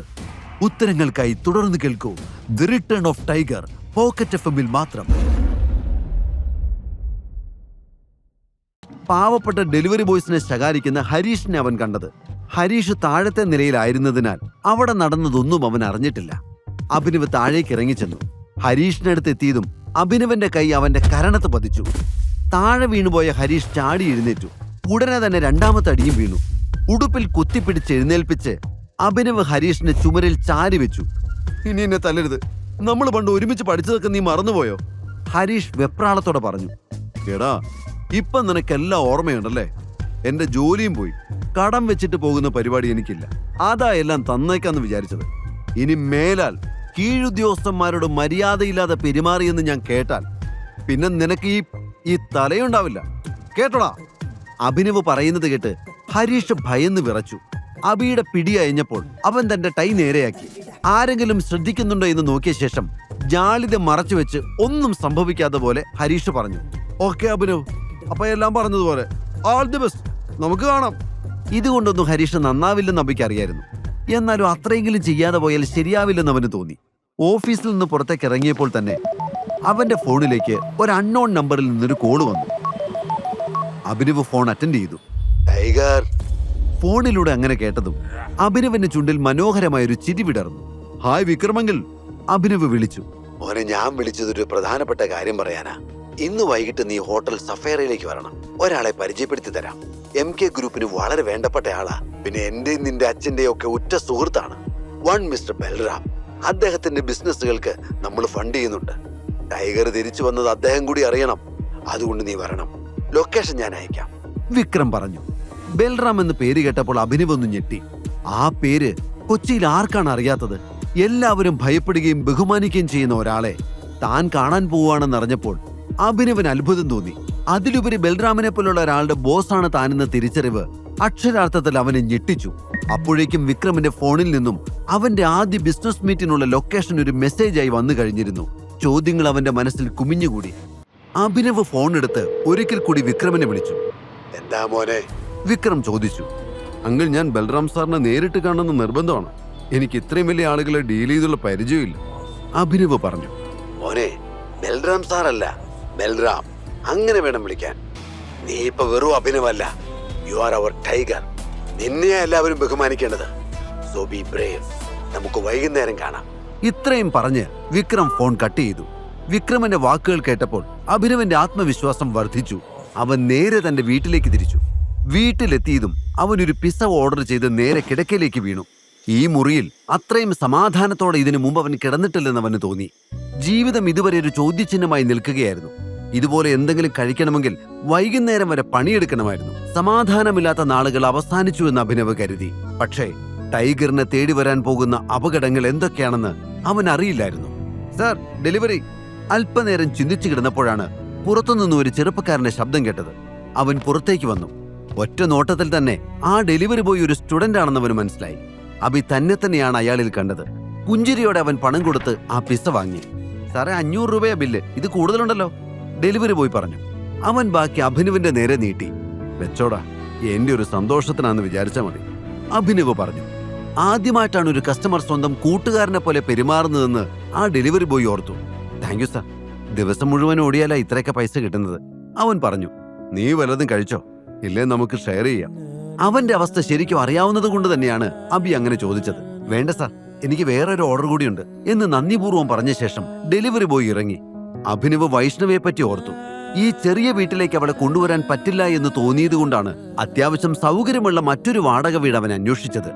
അഡ്വാൻസ് കൊടുക്കാനുള്ള പണം ഉണ്ടാക്കാൻ വേണ്ടി ഒരുപാട് അലഞ്ഞു. എല്ലാ ആഗ്രഹങ്ങളും ഉള്ളിലൊതുക്കി കിട്ടുന്ന ഓരോ രൂപയും ഉറും പരിമണി ശേഖരിക്കുന്നത് പോലെ അവൻ കൂട്ടിവെച്ചു. എന്നിട്ടോ പണം കണ്ടപ്പോ അവൾ വേറൊരുത്തന്റെ പിന്നാലെ പോയി. അഭിനവിന് വല്ലാത്ത വിഷമം തോന്നി. അർഹതയില്ലാത്ത ആർക്കു വേണ്ടിയും ഇനി തന്റെ ജീവിതം വേസ്റ്റ് ആക്കില്ല എന്നവൻ തീരുമാനിച്ചു. വീട്ടിലേക്ക് വരുന്ന വഴിയിൽ വൈകുന്നേരത്തെ മീറ്റിംഗിന് പോകാനായി ഒരു ഗ്രേ കളർ ഷർട്ടും ബ്ലാക്ക് പാന്റും അവൻ വാങ്ങിവെച്ചിരുന്നു. വൈകിട്ട് വിക്രം പറഞ്ഞ സമയത്ത് തന്നെ അവൻ ആ ലൊക്കേഷനിലെത്തി. ഹോട്ടൽ സഫയർ പുറത്തുനിന്ന് കണ്ടതും അഭിനവ് ആകെ അത്ഭുതപ്പെട്ടു. ഇത്രയും വലിയൊരു ഹോട്ടൽ അടുത്തുനിന്ന് കാണാൻ പോലുമുള്ള അർഹത അവൻ ഇതുവരെ ഇല്ലായിരുന്നു. അഭിനവ് ഒരു ദീർഘശ്വാസം എടുത്തുകൊണ്ട് ഹോട്ടലിനുള്ളിലേക്ക് കടന്നു. ഏയ്! അവൻ അകത്തേക്ക് കടന്നതും പുറകിൽ നിന്നൊരു ശബ്ദം കേട്ടു. ഒരു സെക്യൂരിറ്റി ഓഫീസർ അവന്റെ നേരെ ഓടി വരുന്നത് അവൻ കണ്ടു. എങ്ങോട്ടാണോ ഈ തള്ളി കയറി പോകുന്നേ? സെക്യൂരിറ്റി ഓഫീസർ ദേഷ്യത്തോടെ ചോദിച്ചു. ചേട്ടാ, എനിക്കിവിടെ ഒരു മീറ്റിംഗ് ഉണ്ട്, അഭിനവ് മറുപടി പറഞ്ഞു. അത് കേട്ടതും അവനെ അടിമുടിയൊന്ന് നോക്കിയിട്ട് സെക്യൂരിറ്റി ഓഫീസർ ഉറക്കെ ചിരിച്ചു. മീറ്റിംഗോ? നിനക്കോ? ഈ വേഷത്തിലാണോ മീറ്റിംഗ്? മോനെ, തമാശ കളിക്കാതെ പോ, അകത്തേക്കൊന്നും പോകാൻ പറ്റില്ല, അയാൾ പറഞ്ഞു. ഈ വേഷത്തിന് എന്താ ഏട്ടാ പ്രശ്നം? എന്റെ ഗസ്റ്റ് അകത്ത് വെയിറ്റ് ചെയ്യുന്നുണ്ടാവും, നിങ്ങൾ സമയം വെറുതെ കളയല്ലേ, അഭിനവ് പരിഭ്രമത്തോടെ സെക്യൂരിറ്റി ഓഫീസറോട് പറഞ്ഞു. എന്നാൽ അവനെ കണ്ടിട്ട് അത്തരമൊരു ഹോട്ടലിൽ ഒരു ബിസിനസ് മീറ്റിന് വന്നയാളെപ്പോലെ അയാൾക്ക് തോന്നിയില്ല. വലിയ വലിയ ബിസിനസ്സുകാർ മാത്രമാണ് അത്രയും വലിയ ഹോട്ടലിൽ ഡിസ്കഷൻ നടത്താറുള്ളത്. എല്ലാവർക്കും ബ്രാൻഡഡ് സൂട്ടും മറ്റും ഒക്കെ ഉണ്ടാകും. നോക്ക്, നിന്നെ പോലുള്ളവരെ എനിക്ക് നന്നായിട്ട് അറിയാം. ഇതുപോലെയുള്ള സ്ഥലങ്ങളിൽ വലിഞ്ഞു കയറി വന്ന് പ്രശ്നങ്ങൾ ഉണ്ടാക്കലല്ല നിന്റെയൊക്കെ ഹോബി. അതെന്തായാലും ഇവിടെ നടക്കില്ല. മര്യാദയ്ക്ക് പോകാൻ നോക്ക്. സെക്യൂരിറ്റി ഓഫീസർ പറഞ്ഞു. ചേട്ടാ ഞാനൊന്ന് പറഞ്ഞോട്ടെ, എന്റെ പേര് ഇവിടുത്തെ ഗസ്റ്റ് ലിസ്റ്റ് കാണും, നിങ്ങൾ അതൊന്ന് നോക്ക്. വേഷം നോക്കിയാണോ നിങ്ങൾ ആളെ ഇളക്കുന്നത്? അഭിനവ് ചോദിച്ചു. എടാ കൊച്ചനെ, തോന്നും പോലെ കയറി ഇറങ്ങാൻ ഈ ഹോട്ടലിൽ നിന്റെ അച്ഛന്റെ വകയൊന്നും അല്ല, വെറുതെ അടി മേടിക്കാതെ പോ, സെക്യൂരിറ്റി ഓഫീസർ പറഞ്ഞു. അവിടെ വെച്ചൊരു പ്രശ്നമുണ്ടാക്കിയ ആളുകളുടെ ശ്രദ്ധ അവിടേക്ക് തിരിക്കാൻ അബി ആഗ്രഹിച്ചില്ല. അബി ഉടനെ തന്നെ ഫോൺ എടുത്ത് വിക്രമിനെ വിളിച്ചു. ആ മോനെ, നീ എവിടെ എത്തി? വിക്രം ചോദിച്ചു. അങ്കിൾ, ഞാൻ ഈ ഹോട്ടലിന് മുന്നിലുണ്ട്. നമ്മുടെ റൂം നമ്പർ എത്രയെന്ന് പറ, ഞാൻ അങ്ങോട്ട് വരാം, അഭിനവ് പറഞ്ഞു. അത് കേട്ടപ്പോൾ വിക്രം ഒന്ന് ചിരിച്ചു. മോനെ, ഈ ഹോട്ടൽ തന്നെ നമ്മുടെയാ, ഇവിടെ നമുക്ക് ബുക്ക് ചെയ്യേണ്ട ആവശ്യമൊന്നുമില്ല. നീ റിസപ്ഷനിൽ ചെന്ന് ഏതെങ്കിലും ഒരു സ്യൂട്ട് റൂമിന്റെ കീ എടുത്ത് അവിടെ പോയി വെയിറ്റ് ചെയ്യ്, ഞാൻ അങ്ങോട്ട് വന്നോളാം, വിക്രം പറഞ്ഞു. അങ്ങളെ, ചെറിയൊരു പ്രശ്നമുണ്ട്, എനിക്ക് അകത്തേക്ക് ഇതുവരെ കയറാൻ പറ്റിയിട്ടില്ല. ഇവിടുത്തെ സെക്യൂരിറ്റി എന്നെ പോലുള്ളവരെ അകത്ത് കയറ്റില്ലെന്നാ പറയുന്നത്, അഭിനവ് ഒരു അല്പം മടിയോടെ പറഞ്ഞു. ഇത് കേട്ടതും വിക്രമിന്റെ ശബ്ദം കനത്തു. ഏത് സെക്യൂരിറ്റി അങ്ങനെ പറഞ്ഞത്? ഒരു 10 മിനിറ്റ്, ഞാൻ ദാ വരുന്നു, അവന്റെ കാര്യം ഞാൻ നോക്കിക്കോളാം, വിക്രം പറഞ്ഞു. അഭിനവ് ഫോണിൽ സംസാരിക്കുന്നത് ആ സെക്യൂരിറ്റി ഓഫീസർ കേൾക്കുന്നുണ്ടായിരുന്നു. മനഃപൂർവ്വം അവ നടത്തിയൊരു നാടകമാണതെന്നായിരുന്നു അയാൾ വിചാരിച്ചത്. എന്തോ നാടാ ഇത്? നീ വേഷം കെട്ടിറക്കുവാണോ? നീ ഫോൺ ചെയ്യുന്നതായിട്ട് അഭിനയിച്ചാ കണ്ട് പേടിച്ച് നിന്നെ ഞാൻ അകത്തേക്ക് വിടുമെന്ന് വിചാരിച്ചോ? നമ്പർ ഇറക്കാൻ നിൽക്കാതെ നീ സ്ഥലം വിട്, സെക്യൂരിറ്റി ഓഫീസർ പറഞ്ഞു. അയാൾ അഭിനവനെ അവിടെ നിന്നും തള്ളി പുറത്തേക്കിറക്കി. അപ്പോഴാണ് അവരുടെ പുറകിൽ നിന്നൊരു ശബ്ദം കേട്ടത്. വൈഷ്ണവി, ദേ നിന്റെ എക്സ് അവിടെ വന്ന് നിൽക്കുന്നു. ശബ്ദം കേട്ട് അഭിനവ് തിരിഞ്ഞു നോക്കി. അത് വൈഷ്ണവിയും ദേവനുമായിരുന്നു. ദേവൻ പ്ലീസ്, ഞാൻ പറഞ്ഞിട്ടില്ലേ അവൻ എന്റെ എക്സ് ഒന്നുമല്ല. ഇതുപോലെ കാൽക്കാശിന് ഗതിയില്ലാത്തവരെ ബോയ് ഫ്രണ്ട് ആക്കേണ്ട ഗതികേടൊന്നും എനിക്കില്ല, വൈഷ്ണവി ചൊടിച്ചുകൊണ്ട് പറഞ്ഞു. അവൾ പറഞ്ഞത് അഭിനവ് കേട്ടു. അവൻ വൈഷ്ണവിയെ നോക്കി പുച്ഛത്തോടെ ഒന്ന് ചിരിച്ചു. കാൽക്കാശിന് ഗതിയില്ലാത്തവരെ നീ ബോയ് ഫ്രണ്ട് ആക്കില്ല അല്ലേ വൈഷ്ണവി? എന്നാൽ ഈ കാൽക്കാശിന് ഗതിയില്ലാത്തവൻ നിനക്കൊരു ഉപദേശം തരാം. ആളുകളുടെ പോക്കറ്റിനെ കനം നോക്കി സുഹൃത്തിനെയും ബോയ് ഫ്രണ്ടിനെയും തിരഞ്ഞെടുക്കുന്ന നിന്റെ ഈ സ്വഭാവം ഉണ്ടല്ലോ, ഇത് നിന്നെ നിന്റെ നാശത്തിലെത്തിക്കും, ഞാനാ പറയുന്നത്. അഭിനവ് പറയുന്നത് കേട്ട് വൈഷ്ണവ് കൈയടിച്ചുകൊണ്ട് അവനെ നോക്കി കളിയാക്കി ചിരിച്ചു. മാസ് ഡയലോഗ്, ആരും കേൾക്കണ്ട, കേട്ടാ നിന്നെ പിടിച്ച സിനിമയ്ക്ക് സ്ക്രിപ്റ്റ് എഴുതിപ്പിക്കും. അഭിനവ് അത് കേട്ടത് ഒന്നും മിണ്ടാതെ നിന്നു. അല്ല, നീ എന്താ ഇവിടെ? കുടിച്ചു ബോധമില്ലാതെ വഴുതേറ്റ് വന്നതാണോ? ദേവൻ ചോദിച്ചു. വിക്രം സാർ വിളിച്ചിട്ട് വന്നതാ, അഭി പറഞ്ഞു. അത് കേട്ടതും ദേവന്റെ നെറ്റിയൊന്ന് ചുളിഞ്ഞു. ഓ, നീ അങ്ങേരുടെ ഏതോ ഡ്രൈവറുടെ മോനാണല്ലോ. സത്യം പറയടാ, ആ വഴിക്ക് വല്ല ജോലിയും കിട്ടുമെന്ന് അറിയാൻ വേണ്ടി വന്നതല്ലേ? എന്നിട്ട് ചുമ്മാ ഡയലോഗ് അടിക്കുന്നു. വിക്രം സാർ വിളിച്ചത്രേ, ദേവൻ പറഞ്ഞു. ഇവൻ വന്നപ്പോ തുടങ്ങിയതാ സാറേ അഭിനയം. തലയ്ക്ക് സുഖമില്ലാത്ത ചെറുക്കനാണെന്ന് തോന്നുന്നു, എത്ര പറഞ്ഞിട്ട് മനസ്സിലാവുന്നില്ല, സെക്യൂരിറ്റി ഓഫീസർ പറഞ്ഞത് കേട്ട് ദേവനും വൈഷ്ണവിയും ചിരിക്കാൻ തുടങ്ങി. പെട്ടെന്നാണ് അവിടേക്ക് കറുത്ത നിറത്തിലുള്ള ഒരു ലക്ഷറി കാർ വന്ന് നിന്നത്. എല്ലാവരുടെയും ശ്രദ്ധ ഉടൻ അവിടേക്കായി. കാറിൽ നിന്ന് വിക്രം പുറത്തേക്കിറങ്ങി. ഒപ്പം മറ്റൊരാളും, 6 അടി പൊക്കത്തിൽ ആരോഗ്യ ദൃഢഗാത്രനായ ഒരാൾ, ബൽറാം. പ്രശസ്തമായൊരു ടെക്സ്റ്റൈൽസ് കമ്പനി ഓണറും MK ഗ്രൂപ്പിന്റെ ശക്തമായ ഒരു തൂണുമാണ് അയാൾ. ഫോട്ടോയിൽ കാണുന്നതിനേക്കാൾ എടുപ്പ് അയാളെ നേരിട്ട് കാണുമ്പോൾ ഉണ്ടെന്ന് അഭിനവിന് തോന്നി. എന്താ ഇവിടെ ഒരു ബഹളം? വിക്രം അവരുടെ അരികിലേക്ക് വന്ന് സെക്യൂരിറ്റി ഓഫീസറോട് ചോദിച്ചു. ഇതേ സമയം ബൽറാം കാറിനടുത്ത് നിന്ന് ഫോണിൽ സംസാരിക്കുമായിരുന്നു. സോറി സാർ, ഈ നിൽക്കുന്നവൻ എവിടെ പ്രശ്നം ഉണ്ടാക്കുന്നത്? അവന്റെ കോലം കണ്ടില്ലേ? അകത്ത് കയറണമെന്നും പറഞ്ഞായിരുന്നു സാർ ബഹളം. പക്ഷെ ഞാൻ സമ്മതിച്ചില്ല, ഇവൻ ഏതോ ഫ്രോഡാണ് സാറേ, സെക്യൂരിറ്റി ഓഫീസർ പറഞ്ഞു. ഷടാ, എന്താണോ താൻ പറഞ്ഞത്? ഇവൻ ഫ്രോഡാണെന്നോ? എന്റെ ഗസ്റ്റിനോട് ഇങ്ങനെ പെരുമാറാൻ തനിക്ക് എങ്ങനെ ധൈര്യം വന്നു? ഇനി തന്നെ ഈ ഹോട്ടലിന്റെ പരിസരത്ത് പോലും കാണരുത്. കിട്ടാനുള്ളത് എന്തൊക്കെയാണെന്ന് വെച്ചാൽ വാങ്ങിച്ചിട്ട് പൊക്കോണേ ഇവിടുന്ന്. വിക്രമിന്റെ ഭാവം മാറ്റം കണ്ട് സെക്യൂരിറ്റി ഓഫീസർ ഭയന്നു. അവിടെ നിന്ന് വൈഷ്ണവിയും ദേവന്റെ അവസ്ഥയും അതുതന്നെയായിരുന്നു. ഇനിയും ഇവിടെ നിന്നാൽ പ്രശ്നമാകുമെന്ന് ഭയന്ന് ദേവൻ വൈഷ്ണവിയും കൊണ്ട് അവിടെ നിന്ന് ഓടി. വൈഷ്ണവിയുടെ കണ്ണുകളിലെ ഭാവം കണ്ട് അഭിനവ് പുച്ഛത്തോടെ ചിരിച്ചു. സോറി ടൈഗർ, ആ ഇഡിയറ്റിന് വേണ്ടി ഞാൻ മാപ്പ് ചോദിക്കുന്നു, വിക്രം പറഞ്ഞു. അതിന്റെ ആവശ്യമൊന്നുമില്ലെങ്കിൽ അയാൾക്കൊരു തെറ്റുപറ്റിയതല്ലേ. ഇതുപോലുള്ള എത്രയോ ആളുകളെ ഞാൻ ദിവസവും കാണുന്നതാ. എനിക്കിതൊന്നും ഒരു വിഷയമല്ല. അയാളെ ട്രെയിനിങ് സെന്ററിലേക്ക് തിരിച്ചുവിട്ടാ മതി. കസ്റ്റമേഴ്സിനോട് എങ്ങനെ പെരുമാറണമെന്ന് ഒന്നുകൂടെ പഠിച്ചിട്ട് വരട്ടെ. അഭിനവ് പറഞ്ഞത് കേട്ട് വിക്രം ചിരിച്ചു. അഭി ആ സെക്യൂരിറ്റിയുടെ അടുത്തേക്ക് ചെന്നു. താനെന്താ പറഞ്ഞേ? ഈ ഹോട്ടൽ എന്റെ അച്ഛന്റെ വകയാണെന്ന്? എന്നാ കേട്ടോ, ഈ ഹോട്ടൽ എന്റെ അച്ഛന്റെ വക തന്നെയാ. വേഷം നോക്കിയല്ല ആളുകൾ അളക്കേണ്ടത്, ഇത് ഓർത്തു വെച്ചോ.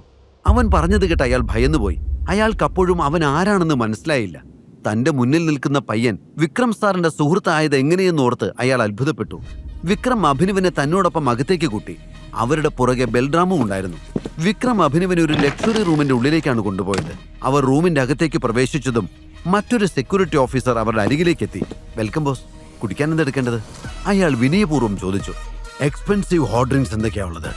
സാർ, 5 lakhsന്റെ ടെക്കീലയുണ്ട്, 8 lakhsന്റെ വോഡ്കയുണ്ട്, 10 lakhsന്റെ വിസ്കി, പിന്നെ 11 lakhsന്റെ ജിൻ.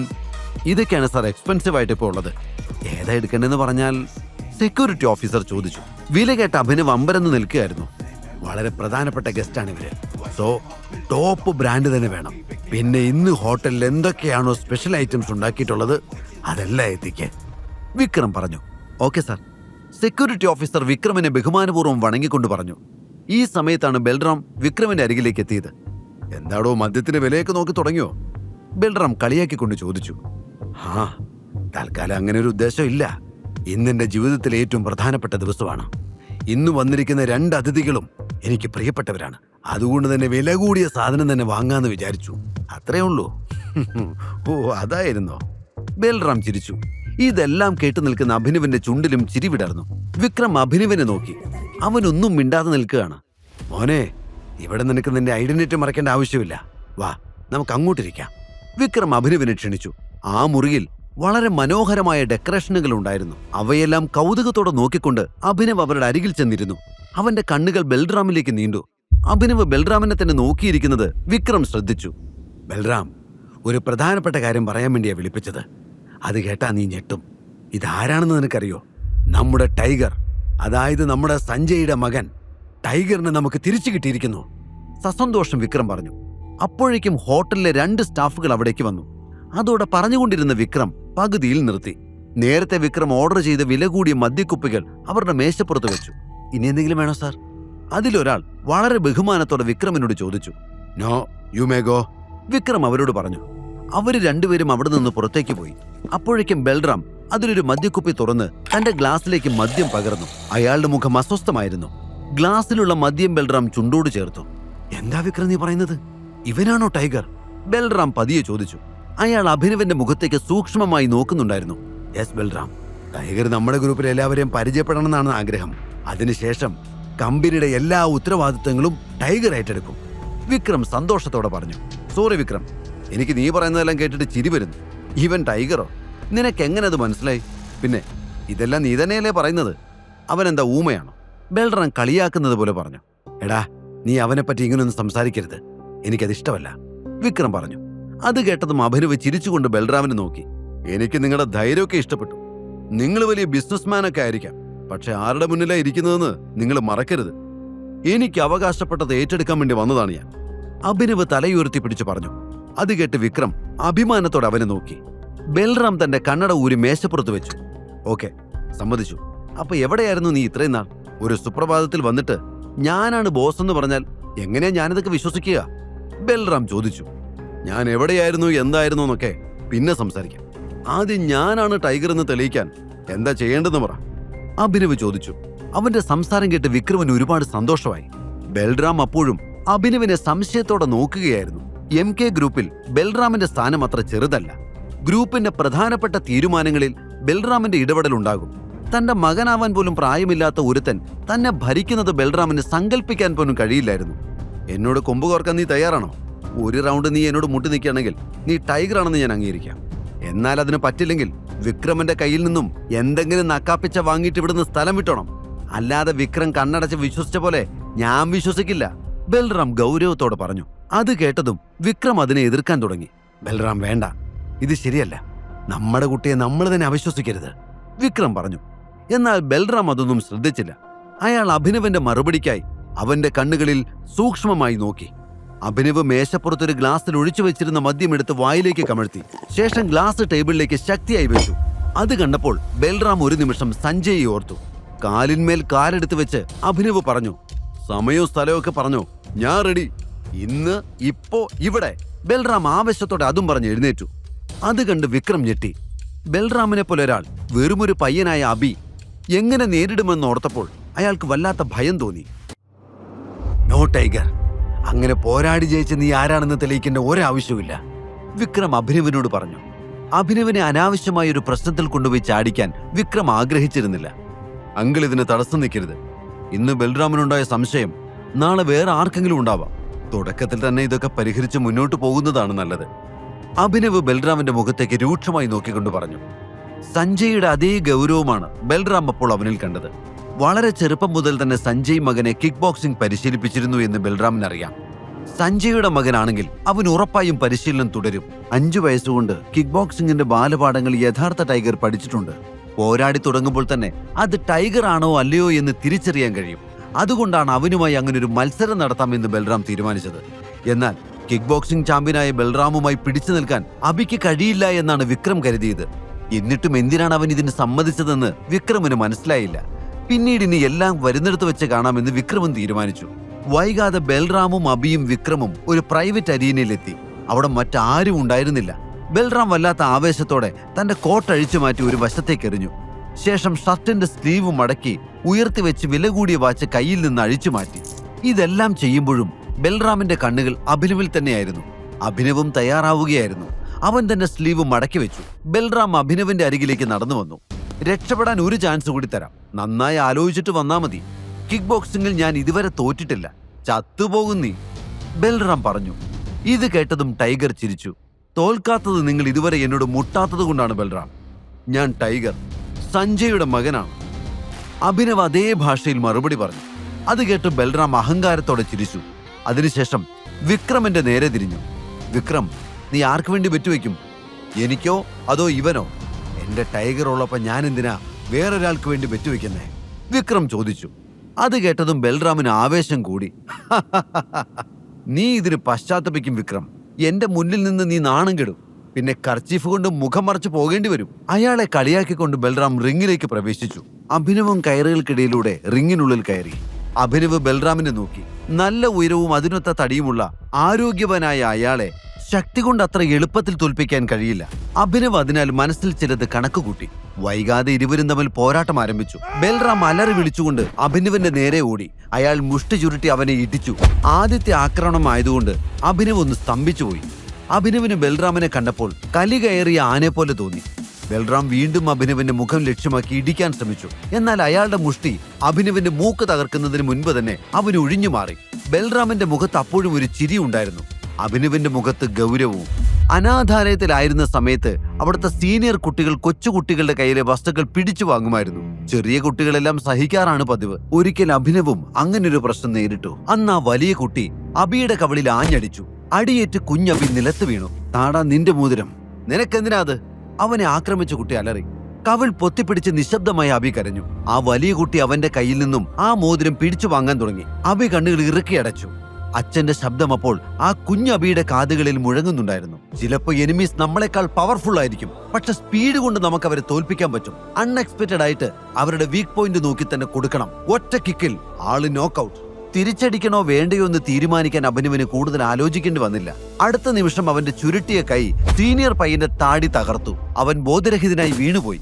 അതുപോലെയൊന്ന് ബൽറാമിനും കിട്ടി. അപ്രതീക്ഷിതമായ നീക്കമായതുകൊണ്ട് ബൽറാം പതറിപ്പോയി. കണ്ണുകൾ തെളിഞ്ഞു വന്നപ്പോൾ അയാൾ അബിയെ അവിശ്വസനീയമായി ഒന്ന് നോക്കി. ബൽറാം വീണ്ടും ആക്രമിക്കാനെടുത്തു.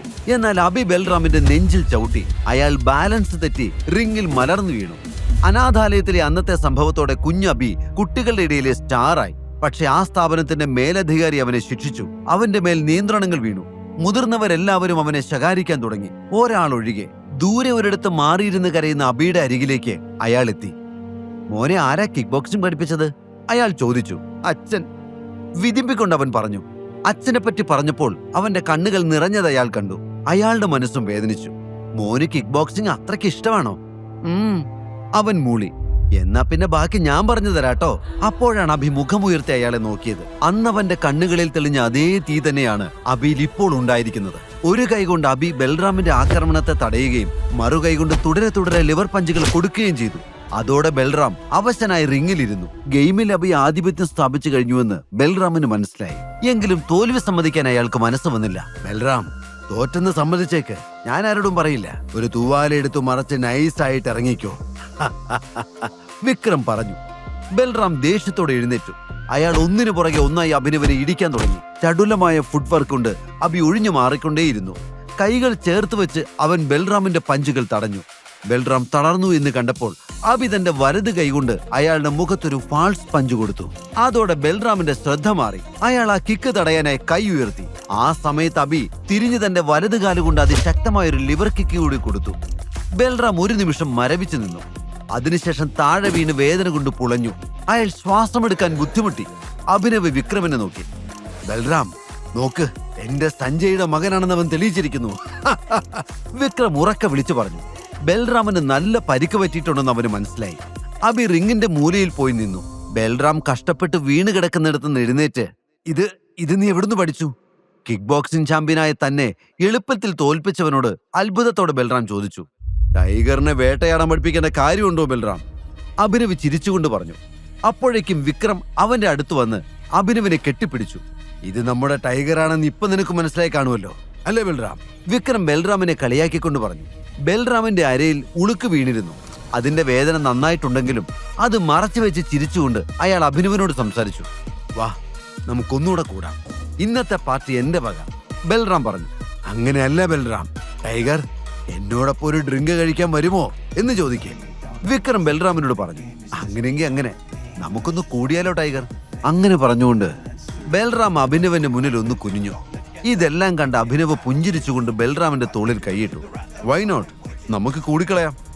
ഈ സമയത്ത് അഭിനവിന്റെ ഫോൺ റിങ് ചെയ്തു. അനന്യ എന്ന് കണ്ടതും അവൻ വേഗം ഫോൺ എടുത്തു. യെസ് അനന്യ, അവൻ കോൾ അറ്റൻഡ് ചെയ്തുകൊണ്ട് പറഞ്ഞു. എന്റെ അമ്മ അച്ഛനും വന്നിട്ടുണ്ട്. നടന്നതല്ലേ ഇപ്പൊ അവർക്കറിയാം. നിന്നെ കാണണമെന്ന് പറയുന്നുണ്ട്. പെട്ടെന്ന് എന്റെ മുത്തച്ഛന്റെ വീട്ടിലേക്ക് വാ. അനന്യ കൽപ്പന പോലെ പറഞ്ഞു. കിക്ക് ബോക്സിംഗ് ചാമ്പ്യനെ റിങ്ങിൽ മലർത്തിയടിച്ച് തന്റെ അച്ഛന്റെ മകൻ തന്നെയാണ് താനെന്ന് തെളിയിച്ച ടൈഗറിനോടാണ് ഇങ്ങനെ സംസാരിക്കുന്നതെന്ന് അവൾക്കറിയില്ലായിരുന്നു. അഭിനവ് അനന്യ പറഞ്ഞത് കേട്ട് ഒന്നും ഞെട്ടി. ഇപ്പൊ തന്നെ വരണോ? വേണം, ഞെട്ടേണ്ട ആവശ്യമൊന്നുമില്ല. എല്ലാം നീ തന്നെയല്ലേ ചെയ്തത്. ഇനി വരുന്നതൊക്കെ അനുഭവിക്കേ. അതും പറഞ്ഞ് അനന്യ ഫോൺ കട്ട് ചെയ്തു. അഭിനവ് ഒരു നിമിഷം അവൾ പറഞ്ഞതിനെ കുറിച്ച് ഓർത്തു. അപ്പോഴേക്കും വിക്രം അഭിനവന്റെ അടുത്തേക്ക് വന്നു. എല്ലാം ഓക്കെ അല്ലേ? വിക്രം ചോദിച്ചു. അതെ എങ്കിൽ, പക്ഷേ സോറി ബൽറാം, എനിക്ക് അത്യാവശ്യമായിട്ട് ഞാൻ കല്യാണം കഴിക്കാൻ പോകുന്ന പെൺകുട്ടിയുടെ വീട് വരെ ഒന്ന് പോകണം. അവളുടെ അച്ഛനും അമ്മയും എന്നെ കാണാൻ വന്നിട്ടുണ്ട്. ആഹാ, കല്യാണം കഴിക്കാൻ പോകുന്ന പെൺകുട്ടിയോ? ഇതെല്ലാം എപ്പോഴാ സംഭവിച്ചത്? ബൽറാം ചോദിച്ചു. അയ്യോ, അതൊക്കെ വലിയ കഥയാണ്, പിന്നീട് എപ്പോഴെങ്കിലും പറയാം, അഭിനവ് മറുപടി പറഞ്ഞു. ബൽറാം തുടർന്നു പറഞ്ഞു. വിക്രം, രോഹനെ വിളിച്ചിവിടെ നടന്ന സംഭവങ്ങളൊക്കെ പറയണം. അതിപ്പോ വേണ്ട ബൽറാം, രോഹൻ പതുക്കെ അറിഞ്ഞാ മതി. വിക്രം പറഞ്ഞു. ശരി, ഞാൻ ഇറങ്ങട്ടെ. അങ്കിൾ, ഞാൻ പറഞ്ഞത് മറന്നിട്ടില്ലല്ലോ, എനിക്കൊരു പുതിയ ജോലി. അഭിനവ് പോകാൻ നേരം വിക്രമിനെ ഓർമ്മിപ്പിച്ചു. മറന്നിട്ടില്ല മോനെ, നീ നാളെ ഓഫീസിൽ വാ, ഞാൻ എന്റെ സെക്രട്ടറിയോട് പറഞ്ഞ് ഏൽപ്പിച്ചേക്കാം. ഇത് കേട്ട് അഭിനവ് രണ്ടുപേർക്കും കൈകൊടുത്ത് പുറത്തേക്ക് വന്നു. അഭി ക്യാബിൽ കയറാൻ പോകുമ്പോൾ വിക്രം ഓടി അവന്റെ അടുത്തേക്ക് വന്നു. അയാൾ ഒരു ചെറിയ ബാഗ് അഭിനവിന് നൽകി. ഇതെന്താ? ഇത് നമ്മൾ ഇന്നലെ കുടിച്ച സെയിം സാധനമാ. നിന്റെ ഭാവി അമ്മായിയപ്പന് ഗിഫ്റ്റായിട്ട് കൊടുത്തോ? ഇത്രയും എക്സ്പെൻസീവായ മദ്യം അവരൊന്നും കണ്ടിട്ട് പോലും ഉണ്ടാവില്ല. വിക്രം ചിരിച്ചുകൊണ്ട് പറഞ്ഞു. എങ്ങനെ അങ്കിളിനോട് നന്ദി പറയേണ്ടതെന്ന് എനിക്കറിയില്ല. അഭിനവ് ആത്മാർത്ഥമായി പറഞ്ഞു. നന്ദി ഞാനാണ് പറയേണ്ടത് മോനെ, നീ ഞങ്ങളുടെ അടുത്തേക്ക് തിരിച്ചു വന്നില്ലേ? വിക്രം പറഞ്ഞു. അത് കേട്ട് അഭിനവ് പുഞ്ചിരിച്ചു. യാത്രയിലുടനീളം അഭിനവ് ചിന്തിച്ചത് അനന്യയുടെ അമ്മയും അച്ഛനെയും കുറിച്ചായിരുന്നു. അവർ ഈ അവസ്ഥയിൽ തന്നോട് എങ്ങനെ പ്രതികരിക്കുമെന്ന് അവന് യാതൊരു രൂപവുമില്ല. എന്ത് വിളിക്കണം, എന്തു പറയണം എന്നൊന്നും അറിയില്ല. ഇന്നാണ് അവർ അവനെ ആദ്യമായി കാണാൻ പോകുന്നത്. കുറച്ചു കഴിഞ്ഞപ്പോൾ വണ്ടി അനന്യയുടെ വീടിന് മുന്നിൽ വന്ന് നിന്നു. ഒരു ദീർഘനിശ്വാസം എടുത്തുകൊണ്ട് അവൻ ആ വീടിനുള്ളിലേക്ക് കയറി. ശർമ്മടയും രാജീവും സോഫയിൽ ഇരിക്കുന്നവൻ കണ്ടു. രണ്ടുപേരും അഭി അകത്തേക്ക് വരുന്നത് നോക്കുകയായിരുന്നു. തനിക്ക് എത്ര നന്നായി പുഞ്ചിരിക്കാൻ കഴിയുമോ അത്രയും നന്നായി അവൻ അവരെ നോക്കി പുഞ്ചിരിച്ചു. നമസ്കാരം അമ്മേ. നമസ്കാരം അച്ഛാ, ഇത് ഞാൻ നിങ്ങൾക്ക് വേണ്ടി കൊണ്ടുവന്നതാ. അഭിനവ് ബഹുമാനത്തോടെ അവരെ നോക്കി പറഞ്ഞു. അവൻ കൊണ്ടുവന്ന കുപ്പി അവർ രണ്ടുപേരുടെ നേരെ നീട്ടി. അത് കണ്ട് ശർമ്മളയുടെ മുഖം ദേഷ്യം കൊണ്ട് ചുവന്നു. പക്ഷെ രാജീവ് അവനെ നോക്കി പുഞ്ചിരിച്ചു. രാജീവിന്റെ കണ്ണുകൾ അഭിനവ് കൊണ്ടുവന്ന കുപ്പിയിലേക്ക് നീണ്ടു. അയാൾ ഉടനെ തന്നെ എഴുന്നേറ്റ് അഭിനവന്റെ കയ്യിൽ നിന്ന് ആ കുപ്പി വാങ്ങി. അൺബിലീവബിൾ, ഇത് വളരെ വിലയേറിയ മദ്യമാണല്ലോ. മൈ ഗോഡ്, എന്തൊരു സുഗന്ധമാണ്, നീ ഒന്ന് നോക്കിക്കേ, രാജീവ് പറഞ്ഞു. അയാൾ കുപ്പി ശർമ്മിളയുടെ നേരെ നീട്ടി. ശർമ്മിള പെട്ടെന്ന് അത് തള്ളിമാറ്റി. കുപ്പി കണ്ടപ്പോ എല്ലാം മറക്കുന്ന ഒരു മനുഷ്യൻ. നമ്മളെ ആദ്യമായിട്ട് കാണാൻ വരുമ്പോ കൊണ്ടുവന്നിരിക്കുന്ന ഗിഫ്റ്റ് കണ്ടില്ലേ, ഇതാണ് ഇവന്റെ മര്യാദ. ശർമ്മിള, ഇതൊരു സാധാരണ മദ്യമല്ല, നിനക്കറിയാഞ്ഞിട്ടാ. ഇതൊക്കെ ഗിഫ്റ്റായിട്ട് കിട്ടുന്നത് തന്നെ വലിയ കാര്യമാ. രാജീവ് അവരെ പറഞ്ഞു മനസ്സിലാക്കാൻ ശ്രമിച്ചു. ഇവൻ ഇതൊക്കെ വാങ്ങിക്കാനുള്ള കഴിവുണ്ടോന്ന് നിങ്ങൾ ആലോചിച്ചോ? എവിടെന്നെങ്കിലും മോഷ്ടിച്ചു കൊണ്ടുവന്നതാണെങ്കിലോ? ശർമ്മിള കയർത്തു. അഭിനവൻ അവരുടെ ചോദ്യത്തിന് മറുപടി പറയാനായില്ല. കാരണം താൻ ടൈഗർ ആണെന്ന് ആരും അറിയാൻ പാടില്ല. അപ്പോഴേക്കും ശർമ്മിള എഴുന്നേറ്റ് അഭിനവന്റെ അരികിലേക്ക് വന്നു. എന്താ നിന്റെ ഉദ്ദേശം? ഈ മദ്യക്കുപ്പ് നീ എന്തിനാ കൊണ്ടുവന്നത്? എന്റെ മകളുടെ ജീവിതം തകർത്തതും പോരാഞ്ഞിട്ട് ഞങ്ങളെ കൂടി കുടിപ്പിച്ച് കിടത്താനാണോ നിന്റെ ഉദ്ദേശം? ശർമ്മിള ദേഷ്യത്തോടെ ചോദിച്ചു. ശർമിള പറഞ്ഞത് അഭിനവന് ഒട്ടും ഇഷ്ടപ്പെട്ടില്ല.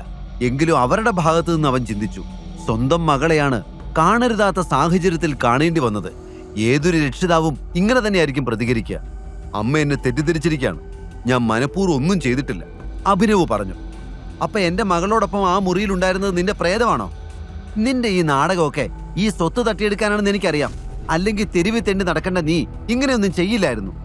ശർമിളയുടെ വാക്കുകൾ അഭിനവനെ വല്ലാതെ അസ്വസ്ഥനാക്കി. എന്തു പറഞ്ഞാലും ഇപ്പോൾ അനന്യയുടെ അമ്മ വിശ്വസിക്കില്ല എന്ന് അഭിനവന് തോന്നി. അതുകൊണ്ട് തന്നെ അവനൊന്നും മിണ്ടാതെ നിന്നു. നിനക്കെന്താ വായി നാക്കില്ലേ പന്ന? അവർ ദേഷ്യത്തോടെ അഭിനവന്റെ കോളറിൽ പിടിക്കാൻ ശ്രമിച്ചപ്പോൾ രാജീവ് ഇടപെട്ടു. ശർമിള, പരസ്പരം ചെളിവാരി എറിഞ്ഞിട്ട് എന്താ പ്രയോജനം? നീ ഇവിടെ വന്നിരിക്കേ, രാജീവ് പറഞ്ഞു. ശർമിള അപ്പോഴും ദേഷ്യത്തോടെ അഭിനവനെ നോക്കുകയായിരുന്നു. അഭിനവ് ഇരിക്കൂ, നമുക്ക് സംസാരിക്കാം, രാജീവ് പറഞ്ഞു. അത് കേട്ടതും അഭിനവ് അവരുടെ അരികിൽ ചെന്നിരുന്നു. കാര്യമൊക്കെ ഞങ്ങൾക്ക് മനസ്സിലായി. അനന്യയ്ക്കും തനിക്കും ഒന്നും അറിയില്ല. ഇതൊരു ട്രാപ്പായിരുന്നു എന്ന് എനിക്കും ഇപ്പൊ തോന്നുന്നുണ്ട്. ചിലപ്പോ ഇങ്ങനെയൊക്കെ നടക്കണമെന്നായിരിക്കും ദൈവനിശ്ചയം. എല്ലാവരും അറിഞ്ഞ സ്ഥിതിക്ക് ഇനി നിങ്ങൾ തമ്മിലുള്ള വിവാഹം നടക്കട്ടെ, രാജീവ് പറഞ്ഞു. അത് കേട്ട് അഭിനവ് തലയാട്ടി. അനന്യ തന്റെ കൂടെ റൂം ഷെയർ ചെയ്തു എന്ന് ഇപ്പോൾ എല്ലാവരും അറിഞ്ഞിട്ടുണ്ട്. താൻ നാളെ അവളെ ഏറ്റെടുത്തില്ലെങ്കിൽ ആളുകൾ പല കഥകളും ഉണ്ടാക്കി പറയും. അനന്യയുടെ പേര് കളങ്കപ്പെടുത്താൻ അവൻ ആഗ്രഹിച്ചില്ല. അതുകൊണ്ട് ഈ വിവാഹം നടക്കുകയാണെങ്കിൽ നടക്കട്ടെ എന്ന് അഭിനവും തീരുമാനിച്ചു. ആട്ടെ, നീ എന്ത് ജോലിയാ ചെയ്യുന്നേ? അയാൾ ചോദിച്ചു. ഞാനൊരു ഡെലിവറി ബോയ് ആയിരുന്നു, പക്ഷെ ഇന്ന് എന്നെ ജോലിയിൽ നിന്ന് പിരിച്ചുവിട്ടു, അഭിനവ് സത്യം പറഞ്ഞു. അഭിനവ് പറഞ്ഞ വാക്കുകൾ ഒരു ബോംബ് പോലെ അവർ രണ്ടുപേരിലും പതിച്ചു. ശർമിള എന്തെങ്കിലും പറയുന്നതിന് മുൻപ് തന്നെ രാജീവ് പറഞ്ഞു, കുഴപ്പമില്ല, പക്ഷെ നീ പെട്ടെന്നൊരു പുതിയ ജോലി കണ്ടുപിടിക്കണം. ജോലിയില്ലാതെ എന്റെ മകളെ നിയമപരമായി വിവാഹം കഴിക്കാൻ പറ്റില്ല. അതിൽ വേറെയും പ്രശ്നങ്ങളുണ്ട്. അഭിനവ് അത് സമ്മതിച്ചുകൊണ്ട് തലയാട്ടി. എന്നാ പിന്നെ അഭിനവ് പോയിക്കോളൂ, ബാക്കി എല്ലാ കാര്യങ്ങളും നമുക്ക് പിന്നീട് സംസാരിക്കാം, രാജീവ് ശാന്തമായി പറഞ്ഞു. അഭിനവ് എഴുന്നേറ്റ് പുറത്തേക്ക് പോകാൻ തുടങ്ങി. അപ്പോഴേക്കും ശർമിളയുടെ ഉള്ളിൽ ദേഷ്യം വീണ്ടും തിളച്ചു മറിഞ്ഞു. അവർ അഭിനവ് പോകുന്നത് കത്തുന്ന കണ്ണുകളോടെ നോക്കി. പോക്കറ്റിൽ 10 രൂപയില്ല, പക്ഷെ അഹങ്കാരത്തിന് ഒരു കുറവുമില്ല. അവൻ പറഞ്ഞത് കേട്ടില്ലേ, ഒരു ഡെലിവറി ബോയ് ആയിരുന്നത്രേ. എന്നാൽ ആ ജോലി പോലും ഇപ്പൊ ഇല്ല. ഇനി പുതിയത് കണ്ടുപിടിച്ചിട്ട് വേണം ജീവിക്കാൻ. ഇതുപോലൊരുത്തിന് ആരെങ്കിലും ജോലിക്ക് വെക്കുന്നു നിങ്ങൾക്ക് തോന്നുന്നുണ്ടോ? ശർമിള രാജീവിനോട് ചോദിച്ചു. ഇത് കേട്ട് അഭി തിരിഞ്ഞു നോക്കി. വെക്കും, എന്തായാലും നിങ്ങളുടെ മകളുടെ കഴുത്തിൽ താലി കെട്ടുമ്പോ എനിക്കൊരു നല്ല ജോലി ഉണ്ടായിരിക്കും, അഭിനവ് ശർമിളയെ നോക്കി പറഞ്ഞു. ഉണ്ടാവും, കളക്ടർ ഉദ്യോഗം തന്നെ നിനക്ക് കിട്ടും, ശർമിള കളിയാക്കി. ഇത് കേട്ടതും രാജീവ് എഴുന്നേറ്റ് അഭിനവന്റെ അരികിലേക്ക് ചെന്നു. എനിക്ക് നിന്റെ കോൺഫിഡൻസ് ഇഷ്ടമായി. ആത്മവിശ്വാസം കൊണ്ട് എന്തും നേടിയെടുക്കാൻ കഴിയുമെന്നാണ് ഞാൻ വിശ്വസിക്കുന്നത്. യാതൊരു ബുദ്ധിമുട്ടും അറിയിക്കാതാണ് ഞാൻ എന്റെ മോളെ വളർത്തിയത്. നിന്റെ കയ്യിലേക്ക് ഏൽപ്പിക്കുമ്പോഴും അവളെ ആ രീതിയിൽ നോക്കാൻ നീ പ്രാപ്തനായിരിക്കണം. വേറെ ഒന്നും എനിക്കൊരു പ്രശ്നമല്ല, രാജീവ് പറഞ്ഞു. ഇത് കേട്ട് അഭിനവന്റെ മുഖത്ത് വലിയൊരു പുഞ്ചിരി വിരിഞ്ഞു. ശർമിളയും രാജീവും അവിടെ നിന്ന് അകത്തേക്ക് പോയി. നേരം ഒരുപാട് വൈകിയിരുന്നു. ഈ സമയത്ത് തനിക്ക് വീട്ടിലേക്ക് പോകാൻ യാതൊരു വാഹനവും കിട്ടില്ല എന്ന് അഭിനവൻ അറിയാമായിരുന്നു. അതിനാൽ അനന്യയോട് സംസാരിച്ചിട്ട് അന്ന് അവിടെ കഴിയാമെന്ന് അവൻ തീരുമാനിച്ചു. അങ്ങനെ അഭിനവ് ആ വലിയ വീട്ടിൽ അനന്യയുടെ റൂം തിരഞ്ഞ് കണ്ടുപിടിച്ചു. എന്നിട്ട് അവൻ വാതിലിൽ മുട്ടി. കുറച്ച് സെക്കൻഡുകൾക്ക് ശേഷം അനന്യ വാതിൽ തുറന്നു. ഡാർലിംഗ്, നേരെ ഒരുപാട് വൈകി, ഇപ്പൊ എനിക്ക് തിരിച്ചു പോകാൻ പറ്റില്ല. ഇന്നൊരു രാത്രി ഞാൻ നിന്റെ കൂടെ റൂമിൽ അഡ്ജസ്റ്റ് ചെയ്തോട്ടെ, കളിയായി പറഞ്ഞുകൊണ്ട് അഭി അകത്തേക്ക് കയറാൻ ശ്രമിച്ചു. അനന്യ അവന്റെ മുന്നിൽ വാതിലടച്ചു. പക്ഷെ അഭിനവ് തന്റെ കാല് വെച്ച് വാതിലടയുന്നത് തടഞ്ഞു. അനന്യ വീണ്ടും വാതിൽ തുറന്നു. എന്താ? ദേഷ്യത്തോടെ അവൾ ചോദിച്ചു. കിടക്കാൻ കുറച്ച് സ്ഥലം താടൂ, അഭിനവ് പറഞ്ഞു. അതിന് എന്റെ മുറിയിലേക്കാണോ തടി വരേണ്ടത്? എന്റെ ജീവിതം ഇങ്ങനെ ആയത് താൻ ഒരാള് കാരണോ? ഇനിയും മതിയായില്ല തനിക്ക്. മര്യാദയ്ക്ക് ഇവിടുന്ന് പോകാൻ നോക്ക്, ഇല്ലെങ്കിൽ തന്റെ കാല് 2 കഷ്ണമാക്കും ഞാൻ, അവൾ വാതിലടയ്ക്കാൻ ശ്രമിച്ചുകൊണ്ട് പറഞ്ഞു. അഭിനവ് തന്റെ കാൽ മാറ്റി. ഉടനെ വലിയ ശബ്ദത്തോടെ ആ വാതിലടഞ്ഞു. ഇവിടുത്തെ ജോലിക്കാർക്ക് കിടക്കാൻ പ്രത്യേക ഒരു ഏരിയ ഉണ്ട്, വേണമെങ്കിൽ അവിടെ പോയി കിടന്നു, അനന്യ അകത്ത് നിന്ന് വിളിച്ചു പറഞ്ഞു. അത് കേട്ട് അഭിനവിന് സങ്കടം തോന്നി. ഇനി എന്ത് ചെയ്യുമെന്ന് ചിന്തിച്ചുകൊണ്ട് അവൻ ആ ഡോർ ഹാൻഡിലിൽ പിടിച്ചു. അകത്ത് വാതിലിനിടയിലെ വിടവിലൂടെ അപ്പോഴും അഭിനവിന്റെ നിഴൽ കണ്ട് ഭയന്ന് നിൽക്കുകയായിരുന്നു അനന്യ. ഇത്രയുമായിട്ട് അവൻ പോകാത്തത് എന്താണെന്ന് അവൾ ചിന്തിച്ചു. മേശപ്പുറത്തിരിക്കുന്ന കത്രിക എടുത്ത് അവൾ എന്തിനും തയ്യാറായി നിന്നു. അഭിനവ് എന്താണ് ചെയ്യാൻ പോകുന്നത്? അനന്യയുടെ പ്രതികരണം എന്തായിരിക്കും? ഈ വീട്ടിൽ അഭിനവിന് എപ്പോഴെങ്കിലും ബഹുമാനം ലഭിക്കുമോ? അനന്യയുടെ വീട്ടുകാർ അഭിനവന്റെ യഥാർത്ഥ വ്യക്തിത്വം തിരിച്ചറിയുമ്പോൾ എന്താവും സംഭവിക്കുക? ഈ കഥ തുടർന്ന് കേൾക്കുന്നതിനായി ഇപ്പോൾ തന്നെ പോക്കറ്റ് FM ആപ്പ് ഇൻസ്റ്റാൾ ചെയ്യൂ. Link in description.